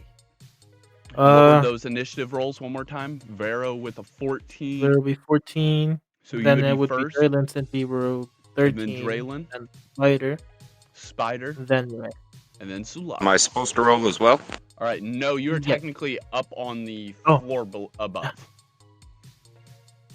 So you would get to enter, if you choose to, you can enter combat next round with all the recruits that are following Solaris. Solaris was one step ahead of all you guys, as she had literally just ripped a handful of hair out of this thing. That's how close she was. So she is allowed to enter in the same 30-second window. You guys would not be able to make it here in 30 seconds, so therefore you may enter next round in initiative. If you choose to. Right now, you and all the other recruits are still on the whole level. Yeah, let's stay with recruits and have a good old meat shield. It is Vero's turn. Okay. Those barrels right there are mostly filled with liquid, right? At least that one that I checked. And then the one next to it? Or was that just the one? Okay. Yeah. I move one block to get one of those. I move one block right up here to get near him. Can I grab him to throw it at the spider? Throw the barrel? Yeah. The one you're already holding? Yeah. Yes. Go ahead and make a strength check. Or I don't know why I rolled, my bad. I shouldn't have rolled for that. Go ahead and make a strength check. That's It already has 4. an armor class. Yeah, no, not even close. You throw this thing and it crouches down. The barrel kind of whizzing past over its head, nearly avoiding its stinger as that smashes onto some of the back barrels there, and you see this brown liquid bourbon spill out across the bottom of the floor and the barrels over there. So the barrel's behind it, right? Yeah. And you still have a bonus action and a free object interaction. Can I cast Spark Bolt to the bourbon? Yeah. I will I tried to power up the last Spark Bolt that I got. I was like, and then I shoot it, aiming pretending to aim at the spider, but my real target is the puddle of bourbon next to those barrels. Yeah. Can you roll a d20 plus your wisdom modifier? Your magical proficiency modifier? So wisdom is... For you, it's wisdom, 2. I believe. 2, so d20... 16 plus 2 is 18. Yeah, how do you cast it? What's this look like? I literally start to just put my hands clasping, making a little form like a ball. Like if to put it into something more like visually thing, it'd be like the Rasen gun building, and then I just aim. Like I force it in one hand and aim it. Like I look at the spider, but my eyes are slightly aiming for the puddle of rum, and I just Spark Bolt, and then and it ignites. The barrel's exploding. Can you roll a d12 real quick? We'll say it's it'd probably be over 10 force damage, so it's at least 2 d6s. We're 9. just gonna roll 1 d12 just to make it simple here. Yeah, so 9. that would be 9 feet. That would be, we'll just call it 2 blocks. Yeah, we'll say he gets launched just this way for sake of convenience and this looking cool. 1, 2. Yeah. Fire erupts. This thing hisses and as this burning cackle and sound of singeing hair overpowers its hissing sound as it is flung and smashed into all these crates. You see breads and cheeses and many different rations spilling across the floor as fire leaps in a trail across the floor here, all the way from those barrels that are coated in bourbon across the room to the to where the spider is. Solaris, you want to draw some flames with that fire effect? while that happens, and I'm heaving and sighing, I look at Jalen. I'm like, that's how you don't miss. Yeah, gonna do like the fire weird. Okay, hold on. Yeah, if you want to, you don't have to. Hold Yeah, on. fire is Here. leaping and bounding across the Okay. floor here, connecting to the spider that's still hissing. Alright, hold on. We'll say each barrel is an automatic 2, 2, 3, 4. Say Where half am I? of them explode. Doing fire. Yeah, the rest kind of fire off in a secondary explosion. Huge fire pillars are engulfing this entire arcing side of the hole. The spider takes 18 points of force damage and is literally hanging on with one leg. It's trying to drag itself out of the fire. Its pents are kind of flailing and burning off as this magic alchemical is released, as all of its blood is spilling across the ground. Whatever magic that has been enchanted or warped into it is fading out of it as well. And it is just crawling, trying to get out of the fire as it's on 2 points of health. We'll also say it has the burn condition. So next was Draylin.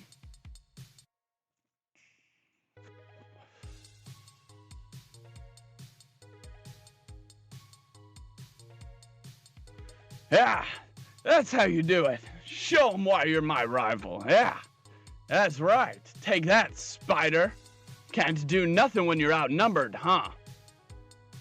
And you hear a soft scuttling sound behind Draylin. And then Solaris.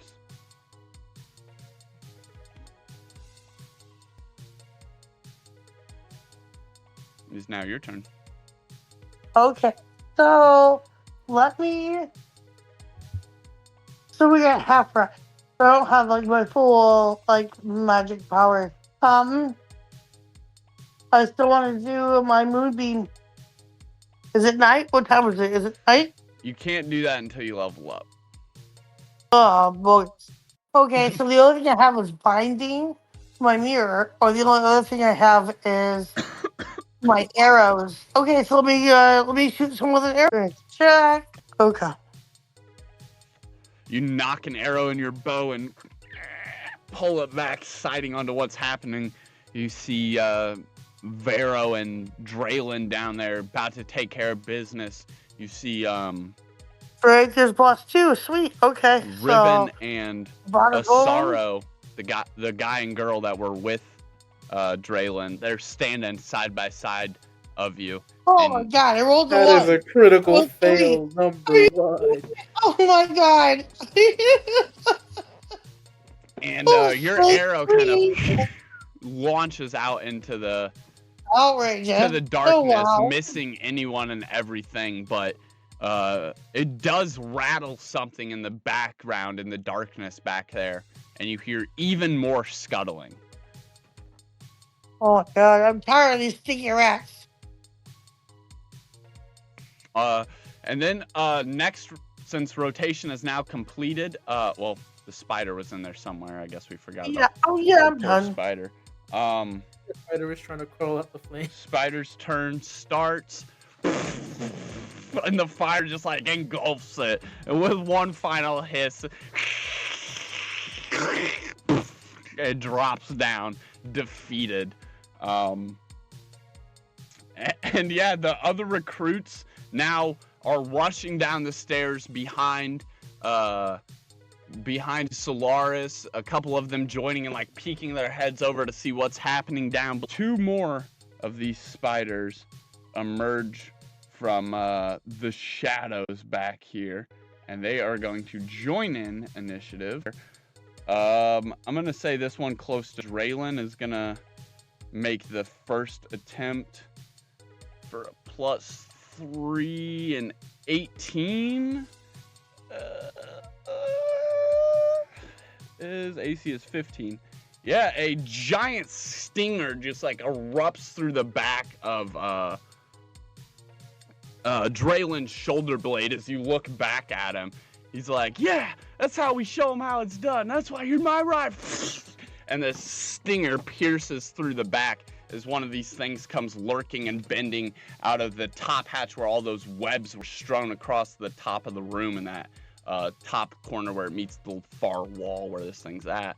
It crawls down, stinger outwards, piercing through the back of his shoulder blade. Ah! See, that is 2d8 and 6, 3.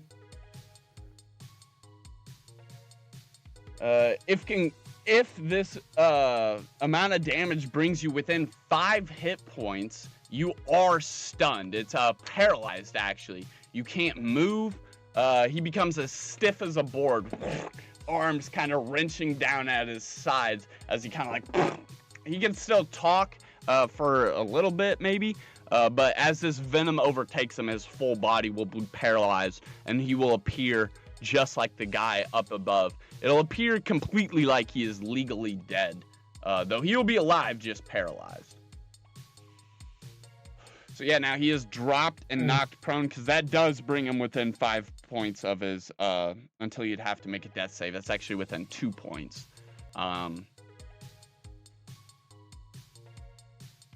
So yeah, that is that spider's turn. The other spider.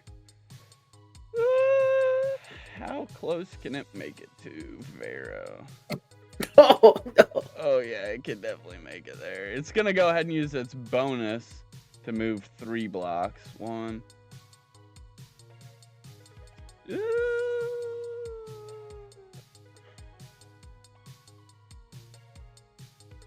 Yeah, because then it's behind half cover if Solaris tries and shoots it with an arrow. So it kind of like ducks and shambles out of the shadows at the very back of the ship, coming forward, lurking forward at you before taking a step to the left, scuttling to the side almost like a crab.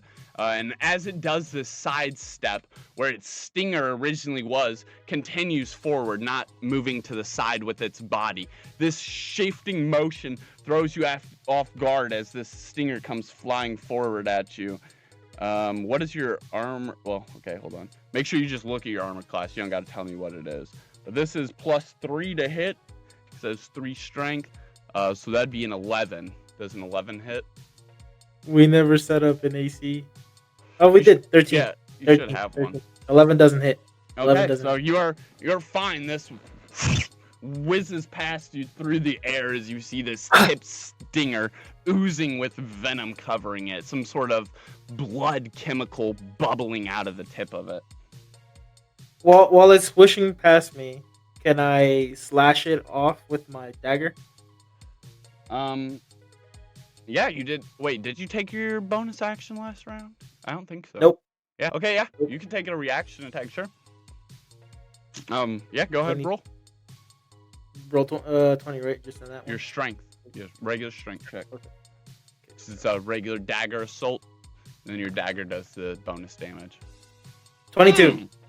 That fucking smokes it. That fucking smokes it. With a 22, your dagger like, not only stabs into it, but you catch it like early, kind of almost stepping to the side yourself and just putting the dagger up. And as the stinger whizzes past, it just like cuts itself open. Yeah, it's brutal looking. That blood starts oozing out of it. Immediately, you can see this creature becoming more and more visible as it loses more and more of this blood that's transmuting it. However, as that happens, the stinger on top of it becomes less and less visible, almost disappearing from reality altogether, faintly still in the air. Can you roll damage? That would be my dagger, right? Yep. Advantage or normal? Normal.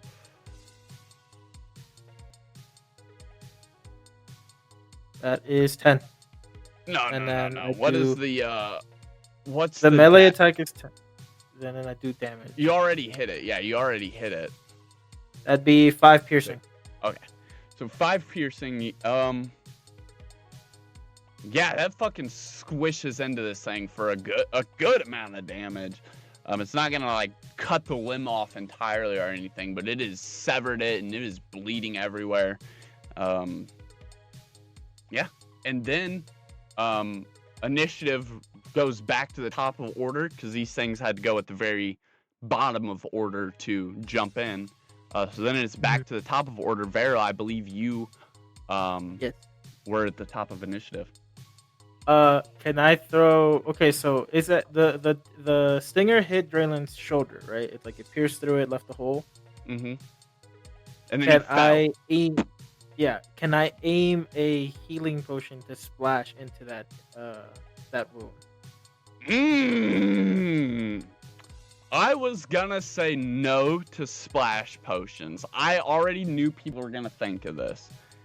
Did not think about pouring the potion into the wound though. Like I'd be literally aiming since he's stuffed still. I'd be aiming at his hole to break the vial that's holding the liquid, and then letting pour into the wound. Roll a strength check.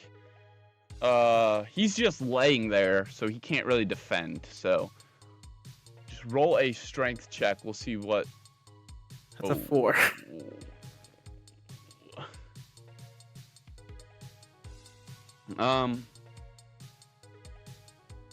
As he like fell forward limp. This spider like started stepping up over it. Your potion crashes off of the spider as you tried to hit Draylin, and it smashes apart, half of it spilling down. Go ahead and roll a healing potion, which I think is a D4 if you have the small ones, and you can give him half of it. So you have 2 plus whatever you roll. That's a 4. So 6 in total. Half of that is 3. No shot, and that brings him to just enough that he is not within 5 points of death. Now he is able to resist the stun and move again. That is literally a miracle. Wow. Okay, yeah, he like. And as soon as I throw it, like, you don't get to die so easily. And then, yeah, and it crashes off the spider, and half of it does heal him. He is resisting the stun, as you can immediately see his face that was starting to freeze in frustration. He's kind of like, Pharaoh, good job, you son of a bitch. And he like starts to try and pull all of his strength to get one arm under him to try and like stand back up. But it is still your turn. That would be your main action. You want a bonus action, or do you want to save that for a reaction? You'd also have a free object interaction.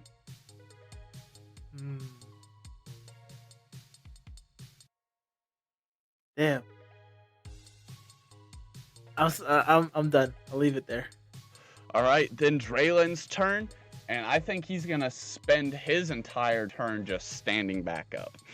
So because then the people should be pulling up now. He returns. Well, no, they have to spend this entire turn now because Solaris is at the stairs. They can't get past her. So since she didn't move, they have to spend this whole turn waiting to get here, essentially. Because Solaris now has to move to get here. Or get out of the way of the stairs so that they can float down. Nothing much left, man. Because she's like posted up in the doorway with her bow and arrow. Okay. So yeah, they're gonna spend. Everyone else has to spend this entire round basically trying to shuffle here. Currently, it is Solaris' turn again, though. Okay. Solaris, pull a miracle. So back to you, Ray. Oh goodness. Okay, so 2 spiders now. Everybody is like shuffling with you, trying to get you down the staircase. You are back over there. If you want, you can spend your entire turn and move within half of range, and that will allow everyone else that's behind you to boldly move forward. yeah, I need to get in range. So I was going to do yeah.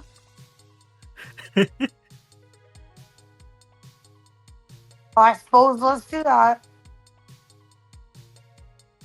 3, right?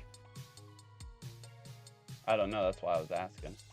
Not a regular turn. We're role playing. We're saying 3. that you've basically been running this whole time, or moving, or being pushed by this crowd. Yeah. Let's see. It's 1, Yeah, let's 2, go on 3. 3, 4, 5, 6. Oh, you were right. My bad. My apologies. Yeah. I thought you were saying half of a regular yeah. turn. My apologies. I guess it is a full turn of movement. I was Full turn. Yep. okay.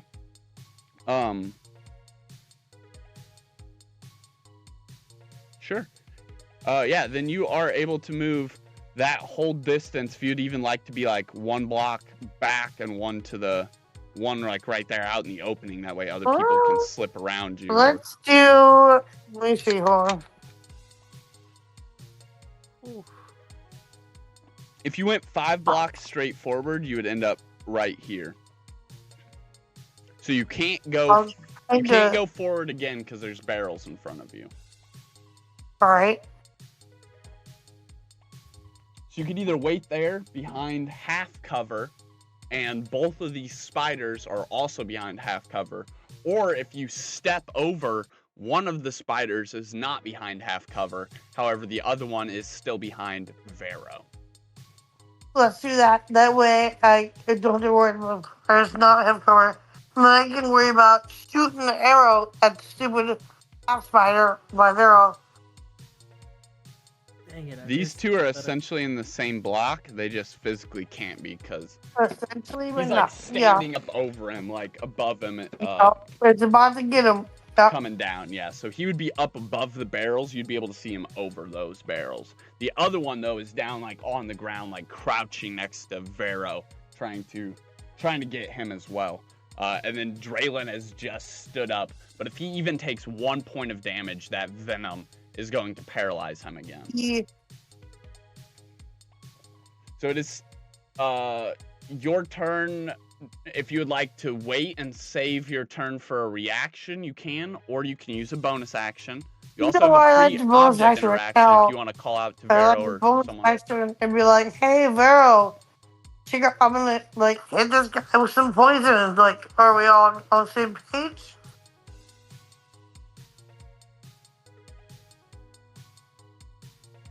She's calling out to you, Can Vero. you say that one more time? Help me kill these guys or what? Well, I'm asking you for a miracle here. Well, right. So okay. So if I use my action to move, and I have a free action, I like to like Well, okay. grab the One spider by spider- him and like, yank The it spider away. next to me, the spider next to me isn't half covered. So you Yeah, gotta be what able he to was get saying, a he was shot. half covered, so I'm gonna try to grab him and throw him in the corner or something. Like grab him and rip him off. Yeah, you'd have to wait next turn, but go ahead if you want. You can walk right up to him Okay, and grab all him. right, yep, I'll wait then. These things don't got any long-range attacks, so that'd be perfect if you get within close range. Yeah, I'm right there. Okay. Well, then that brings it around to everybody else. They're filling in behind you. I do not have tokens for all of these various recruits yet. So if we could just imagine, there's essentially a crowd of people armed with spells that haven't used them, running up behind Solaris. At any moment they're, yeah, good shit. At any moment they're about to approach and potentially do something. However, there is one thing that is being forgotten about, and that is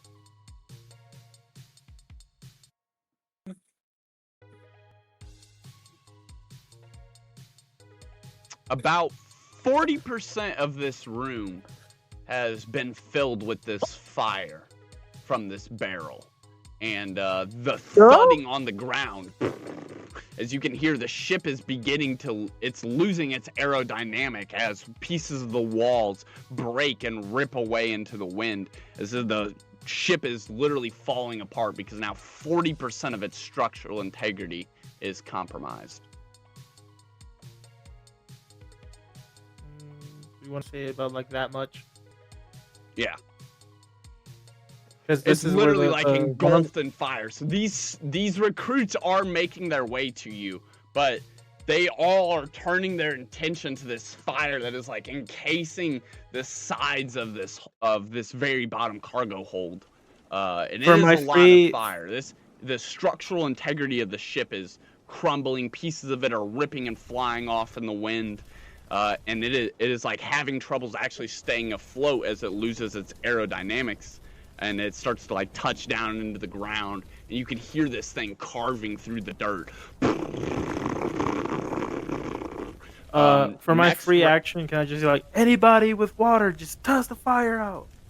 Next round, yeah, absolutely. That is your free object interaction. Absolutely, you could. Next round, anybody that is on that cannot fly or levitate, you are at disadvantage when making an attack. Because this whole place is like shuffling around. The one spider that is like basically essentially hanging from its webs and like descending down, it will not be a disadvantage. But the other spider that is next to Vero that is like crouching on the ground, it will be at disadvantage. So half of the enemy forces and all of your forces. And then it goes back around to top of initiative, which was Vero until these things jumped in at the end of that last initiative. So they are actually first now. Yeah, it's just gonna attack Draylon again. It's like as it jousts this stinger forward again. Draylon saved his bonus action, his reaction though. So as he sidesteps past this stinger, that smashes into another barrel behind him.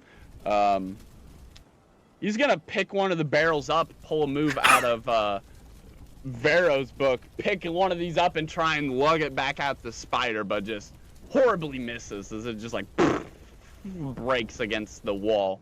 Not even getting close to the spider. Another crit fail. I told you to stop missing. Draylen's aim is just terrible. Poor Draylen. And then it would go to the other spider.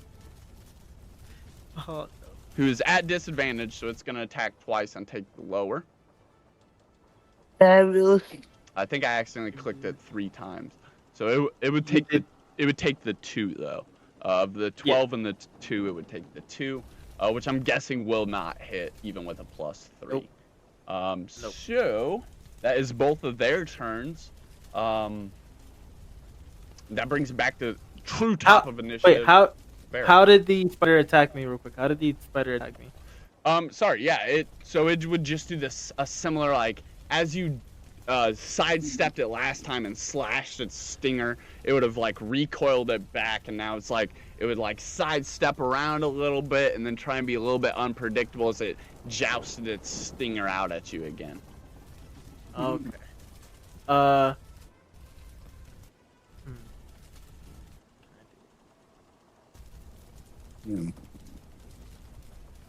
Can I go? Can I bullshit? Not that. Can I move here? Can I move here and then stab it with my dagger again? Yeah, roll a strength check. That is your bonus action to move though, so you won't have a reaction if you don't kill this thing. 23. Oh shit! Okay, roll damage. Yeah, you sidestep it, trying to sidestep you, and you get directly in front of it, almost anticipating where it was gonna go. Your dagger ready. As it steps forward, your dagger already meets its path, right through the interior part of its face where like all of its eyes meet in this line. You just fucking stab in there, the blade going through one eyes, each of the guard going up into poking 2 other eyes, and your fist driving the back of your fist, hitting another eye, nearly halfway blinding this thing. Roll damage. This, and then no, it won't let me roll damage that way. Okay, whatever. Would it be a D6 or D8? I believe the spell dagger's a D6. But do I do plus my wisdom or no? Yes, it is a spell dagger plus your magical proficiency bonus. So that was for you, wisdom. Plus 2, so that's a 3. Nice. Yeah. It is looking very bloodied at this point. It still is alive. It's still leaking tons of blood from this fresh wound as you've nearly halfway blinded it. Also, you have to roll again at disadvantage because this ship is rocking around. Okay, so I roll another D6 and take the lower. A D20. You have to see if you even hit this thing first. The 5, I already don't. Plus strength. So 5 plus, I think my strength is 3, so that's an 8. That does not hit, unfortunately. So yeah, as this ship is falling apart, you're in the dark. It looked like you got this thing right in the eye, and as your eyes adjust, you see a sack of potatoes that you've just like gutted with your knife. So you pull it out, these potatoes tumble to the ground. This spider ever like lurching in this corner. Okay. My bad. I forgot everyone's at disadvantage for this next round of attacks. You're good. Solaris, or sorry, not Solaris. Draylen's next. You have reaction, right? One more. No, you do not have a reaction because you walked. So you used your bonus action as movement.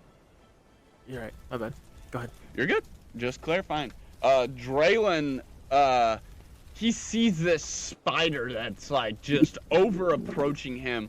death looming on its face if he takes a single hit point of damage. And then he looks over and sees Vero, this spider that's looking so grave on death's door just beside him. And he takes the attack at this spider, canceling the fact that he's at disadvantage because this spider is already engaged with Vero. So he gets to roll normally.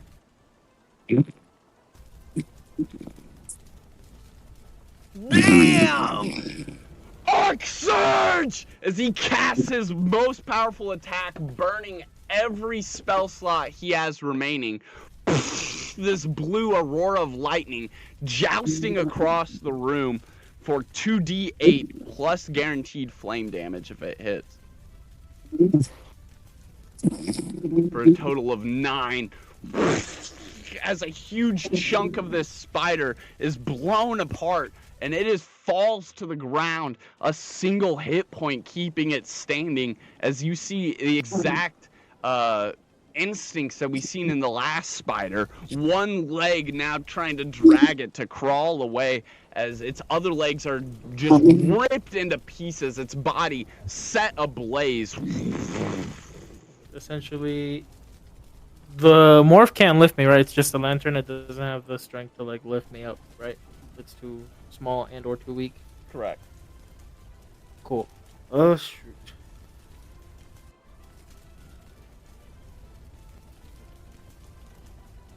Can I try aiming at that spider again? Try swing at it again. Yeah. Roll strength. It's on 1 health, so it's pretty feeble. It can't really do much.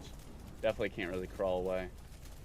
I'm gonna do it again because I'm at disadvantage because we're still crashing. So I'm gonna roll it again. It's a 9. You're not at disadvantage this following round. That only applied for that 1 round. Oh, That's then 13. barreling into the ground. It's now beginning to lift up. Okay, so it's 13.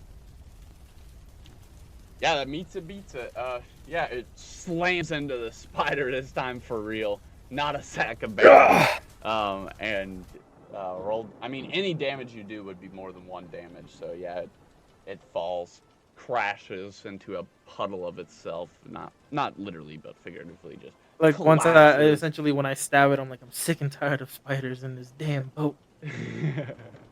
Its blood leaks out, and that translucentness to it disappears, as well as that stinger, and it appears as some sort of normal, enlarged spider, but a dead one. You still have a bonus action and a free bonus object action. interaction. Can the bonus action be to toss a potion to Draylin so he can drink it? Yeah. Sure, you can do that without Oh, rolling. He catches it. Okay, I was like, hey, Draylin, catch! And then I throw the potion. Like, don't miss this one, please. Snatches it. He's like, hate to say it, but thanks again. Pops the lid and prepares to drink it. Next was Draylin, huh? Yeah, he's exhausted, Yeah. so he can't really do much. Might as well drink that potion up. Make sure you're removing these potions from your inventory too. Yep, I literally only have none left. That was my last one. All right. 2 plus 1 is still 3 health. That brings him up to 8, or up to 9. So that's a chunky amount of health. He's almost up to full health now. No spell slots left, so he is still exhausted, but he is back up on health, fighting off this stun venom very strongly. And now he just has the threat of this lingering spider above him.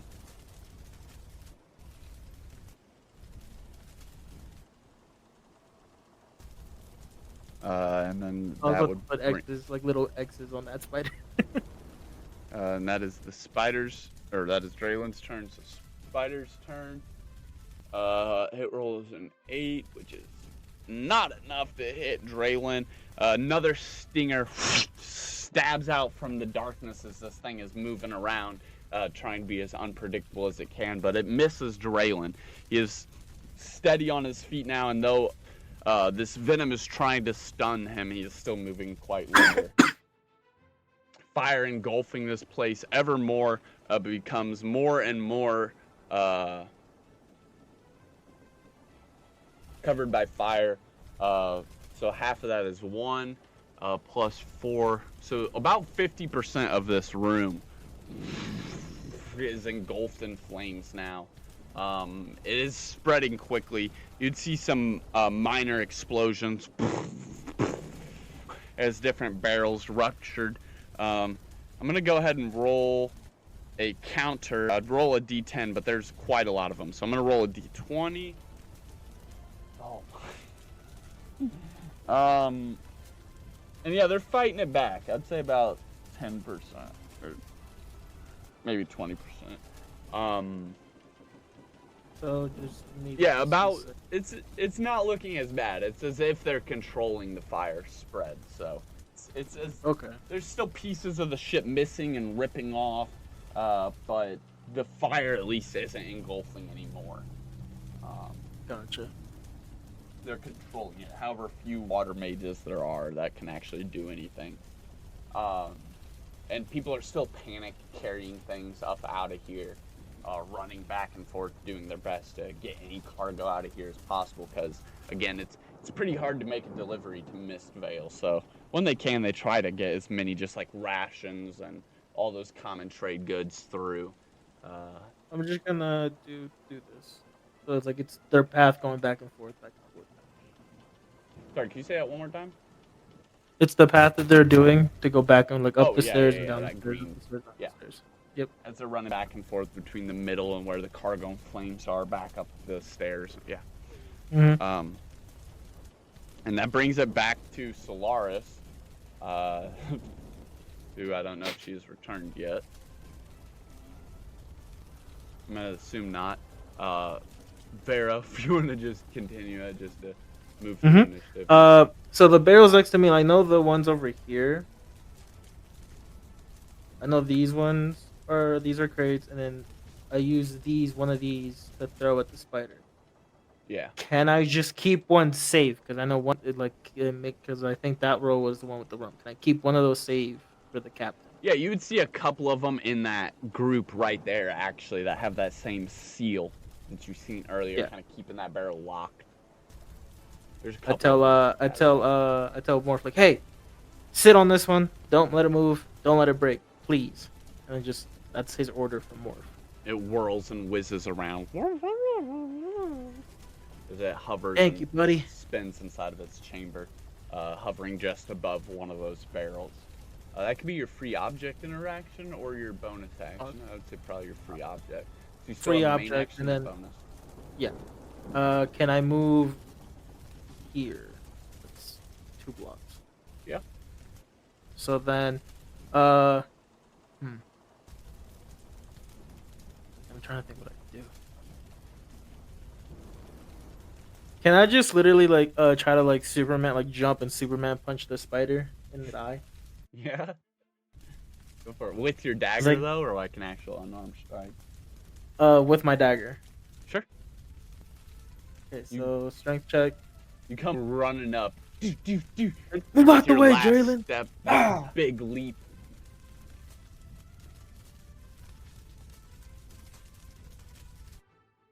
There's a 5. And you just I trip smash- on Draylen's shoulder when I jump. Like, ah! You just smash into like those barrels and into Draylen. And you appear onto the scene, but not quite close enough to get the spider. Your blade hisses through the air, cutting through some of its nest. Like I'm slowly getting up. I tell Draylen, like, I gotta stop being around you. You're. It's like, yeah, all right, it's on me. And he looks up at this thing. He's like, however, we gotta kill this thing. And he's just gonna reach up and grab a hold of one of its legs and try and like drag it down out of its nest. Try and slam it against the ground. And 16 is more than enough, so it's an unarmed strike. Yeah, 4 damage. He like grabs a hold of its leg. He's like, quit hiding up there. And slams it down into the ground. There's all kinds of fire leaping around over here. So now the fire is to this spider's back. We'll say he slams it down like here.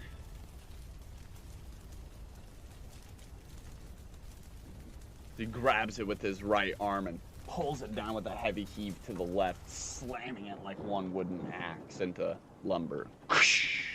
As this thing smashes through some of the barrels over there. It's his turn. Spider's turn, since it's technically in fire terrain. Nice drawings there, Vero. We're gonna say it is now under the burn condition. As flames leap up over its back legs. It hisses, taking 2 points of damage as fires engulf the hairs across its back legs. That stinger is waving through the flames as it decides which one of you it's going to strike at. And it decides to go for you, Vero. A 12 lunging out, plus 3 is a 15 to hit.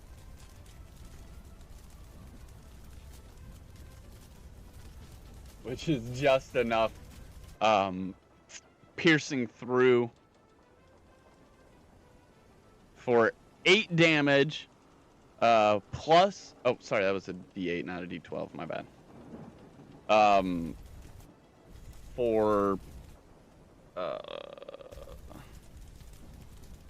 Yeah, 8 damage. Wow, it landed on the same thing twice. That's crazy. For 8 damage, and if this puts you within 5 points of your max total health, you are now stunned, paralyzed.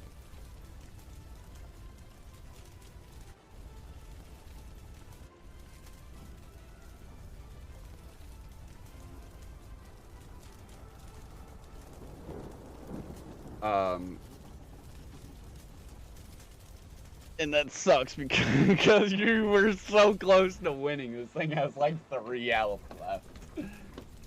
Well, has 5 health left. That I'm dead. So that Like, does as soon as, like, stun you you, start- though. Your body, like, starts to lock up, and you can feel it tightening around you. Yeah, And I just look at Draylin looks with, over, like, a smile. scoffing. He sees you getting ready to go down. This technically isn't a death save, so this is more for, like, story's sake than anything. But Draylin is actually going to use one of his feats, which is the Blood Bloom technique. And with this, if him or an ally were to drop, he can reduce his max mana to 0, or his max spell slots to 0, and is no longer able to cast spells for the rest of the day, even if he's able to incur a short rest or anything like that. And essentially, he's going to cast a medium healing potion on Vero by ripping out parts of his own magic and decaying his own magical strength. Though he has none, this technically doesn't require any. It just says that it drops his spell slots to 0. So he literally ripped, as he's exhausted, as he has nothing left to give, not a healing potion on him, he looks over at Vero, seeing that he's about to go down to the same circumstances, and he's like, not a chance am I letting you win. And he casts this out, the blood pouring from his hands, ripping at his own magical strength as it heals you for a D8. 4 health is restored. Plus his magical modifier of wisdom, so 3, so 7 health is restored. And if that is enough to put you, that should be enough to put you away from 5 points of your max health total being 0. And if so, you are no longer paralyzed. So how many points did it heal? He healed you for 7. Okay. 7 points. Got it. But yeah, he is toast. He literally has nothing he can do. He's like, I wasn't supposed to show this off yet, but I can't let them go down like this. And this blood leaps from his hand, ripping at his own magical essence, tearing at it as he forces nature to heal you.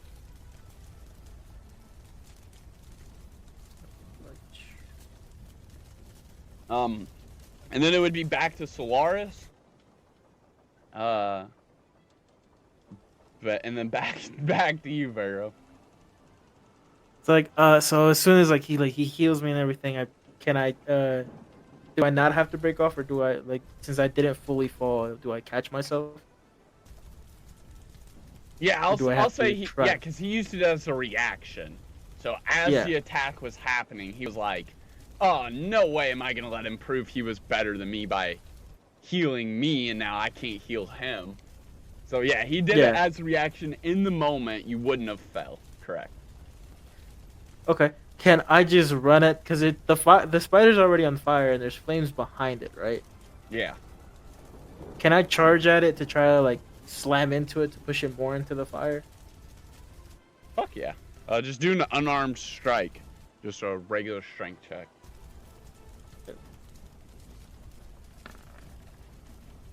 That's a 21. Absolutely. Roll a d4. Plus your strength modifier. 1 second. 4.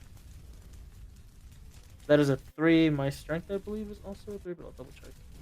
Yep, so it's a 6. Yeah, that crumples the spider. You feel its exoskeleton giving and breaking as its body begins to crumble under this impact. Its stinger whizzes through the air, trying to grab onto anything to give it some sturdy ground as you launch this thing backwards into the flames. They circle around it, barely burning it, but it doesn't matter because I don't even think this thing lives long enough to see the flames. As you crush it and its guts and even more blood begin to spill out of it, these flames are just a secondary effect, just shrouding the evidence.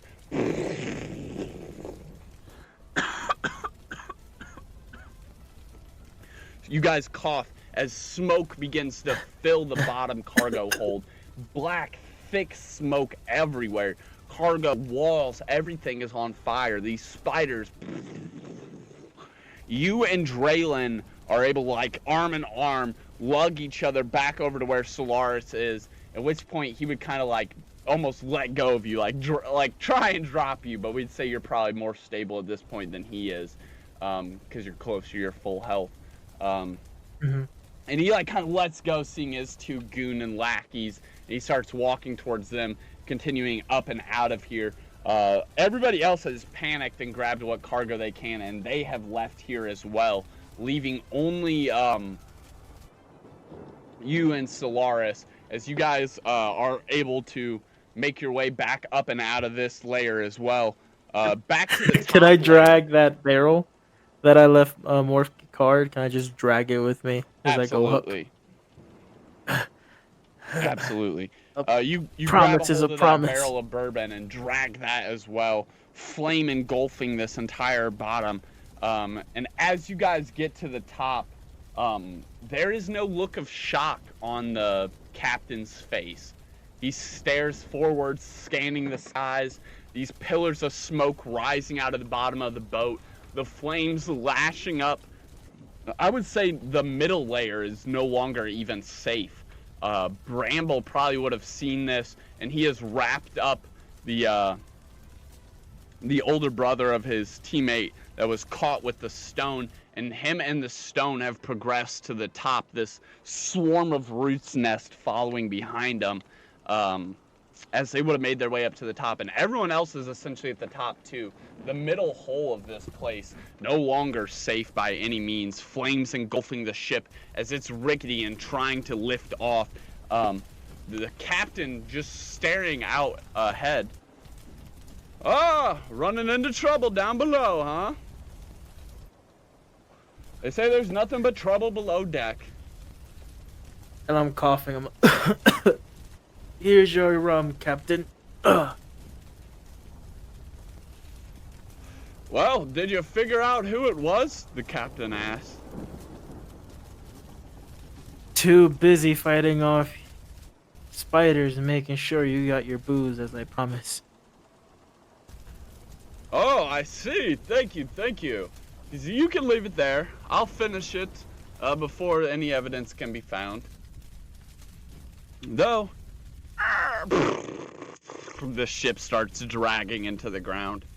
I'm gonna try my best to make sure none of you get disqualified. Listening to the ship now, that's never a good sound. But as to finding the person so that you can pass your trial, I would say that people leave patterns. This thing has left a path. Maybe you weren't meant to find someone. Maybe you were all meant to find each other. The ship is groaning and creaking under this heavy absence of its pieces.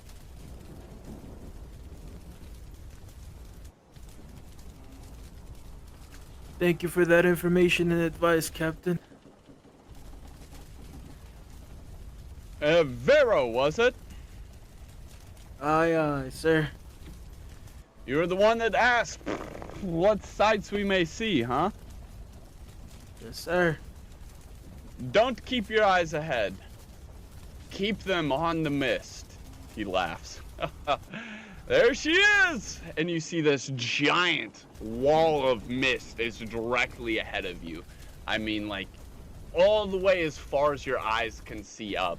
Imagining that this literally goes to the clouds itself. This giant solid wall of what can't even be described as fog or mist, though it appears. It is this looming sensation of sparkles and aura, magic dancing within every speck as it glitters and shines. This wall of mist constantly rising like smoke, warping and bending, keeping this fog-like shape that just kind of like looms over the ground below, into the trees, into the forest that surrounds it, and rises all the way into the sky, meeting with the clouds, seeming to blend seamlessly. Like, as it goes up, the gray turns into a fainter and fainter as it grows into these white clouds that are passing over above in the sky. The ship is, however, just like falling apart, and the captain says he's gonna try his best to make sure you guys get there.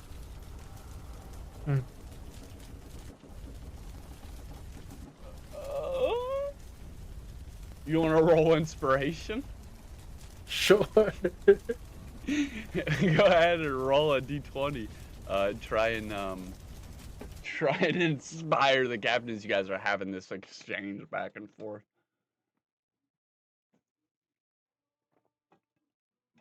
That is a 9. Perfect. That's more than enough. The ship is losing its integrity, and he is losing control of it. And this last hurdle is actually the most difficult.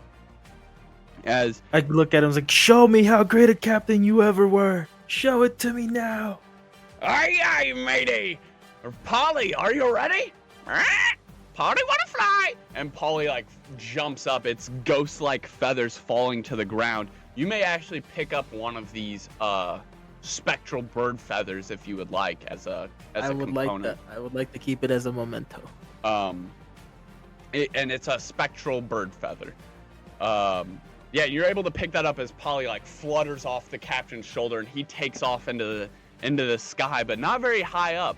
Not even as high as the crow's nest. Just above the ship, flying towards the front of it, getting up in front of the bow, the wind guiding under his feathers, or maybe his feathers are guiding the wind, as both in unison begin to arc upwards. The whole ship begins to fly.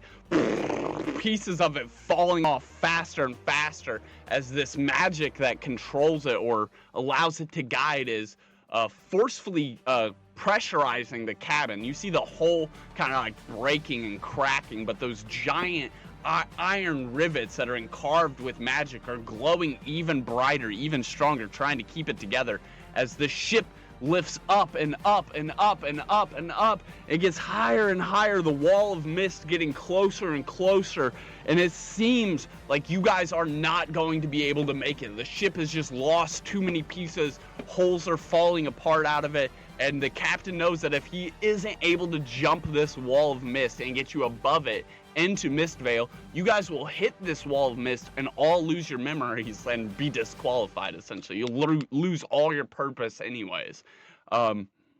And you're getting closer and closer to it. The expression on his face is chiseling in, not one of worry, of determination. A captain willing to risk it all, his livelihood, his ship, everything, just to get you guys over this last hurdle to Mistvale.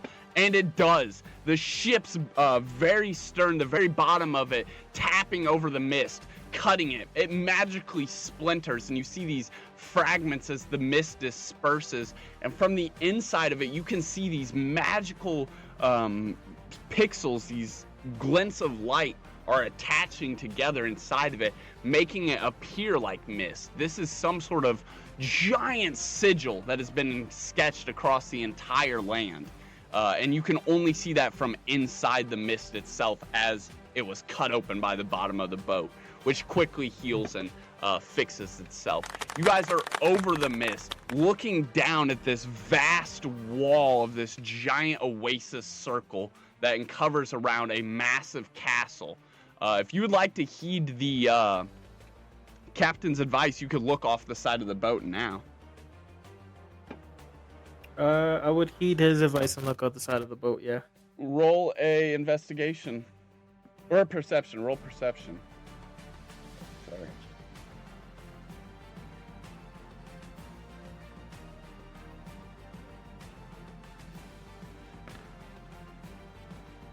That is an 18. Yeah. Towards the west is where you pointed out, towards where the sun is beginning to set. It hasn't gone down or anything yet. It's still pretty bright in the sky. So bright, in fact, that as you look over that way towards the mist, the sun is shining off the mist in such a peculiar way. It's almost like when you hold a flashlight up to the surface of the water and all of the surface begins to glow. This strange bright light makes a weird silhouette. Your eyes briefly see what appears to be the outline of the silhouette of a dragon. Its large wings spread from either side. Its undistinguishable, unmistakable head perching and swaying in between the wind currents down in the mist. Its tail following suit, cutting with these currents as it swarms around. It's massive, almost the same size of the boat, but about a mile off down in the mist. You can see it only as the sun is hitting it from the other side, making its shadowy silhouette present to you through the mist.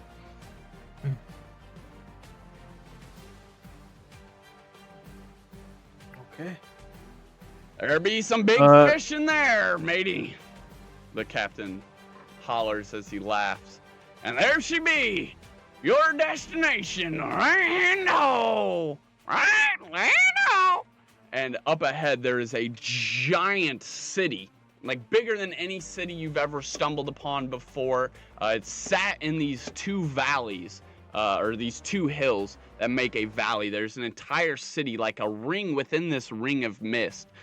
Buildings of all type and design, heights and figures and widths, scattered out along these hills in a perfect ring, surrounding a giant castle, a massive castle, the centerpiece of these two rings inside of each other. This massive castle is about 1/4 the size of this entire massive city, just sitting alone in the middle of it.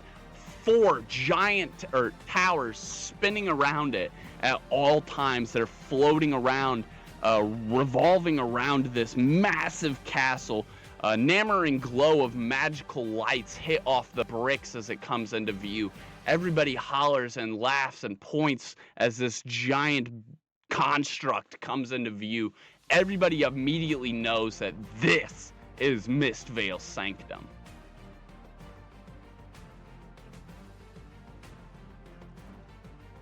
And I think that is where we will leave it for tonight. And I just want to thank you guys all at home for tuning in with us again in episode 7, The Voyage. Tonight was full of many adventures and many mysteries. So many lurking shadows still on the horizon. So many great beasts, both the ones we've seen and the ones that lurk just ahead. As all of these mysteries unfold and our heroes grow ever stronger, we have seen the bright flames of passion, the power of fate, and we have seen it wielded in the hands of Vero as he casts magic unlike any we have seen up until now. The battles have been adventurous, and the mysteries have been stupendous. All of this, and much, much more, lies ahead just on the other side of the mist. Next time, on Episode 8, Mist Veil Sanctum. Until then, keep your spells prepared, and join the adventure if you dare. We'll catch you there.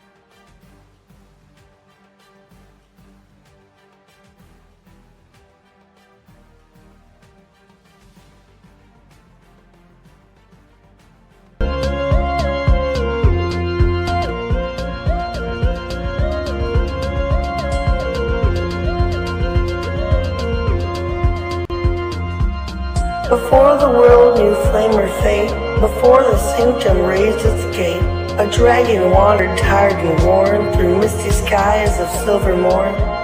It searched for peace, a place to lie, beneath the glow of moonlit sky, and in a valley hushed between two gentle hills of twilight green, it bowed its head in softened light and drifted deep to dreams of night. It dreamed of fire burning bright, of honor shining pure and white, of moonlit sacred, calm and true, of secrets old and wonders new. From dragon dreams the whispers grew, a hint of halls the world once knew, where mysteries danced in shadowed air, and magic bloomed in hearts that dared. That was the dawn of what would be, where five fought fate and unity. Their story closed, their watch now done, five voices fading into one. And so I speak across the yore, to those who brave what lies before. O hero born of flame or field, of moonlit craft or truth concealed, step forth, past revealed, consume your fate unsealed. For now the sanctum stirs to see what new made legends you will be. The dragon breathes the dream once more, a calling through the ancient door. Hero before the past is through, the tale now waits to open you. Take clues I've left in mist and dew. Seek what is hidden, chase what's true. For the sanctum keeps its promise still. In silent halls and moonlit chill, it watches all you choose to do. And it's long been waiting here for you.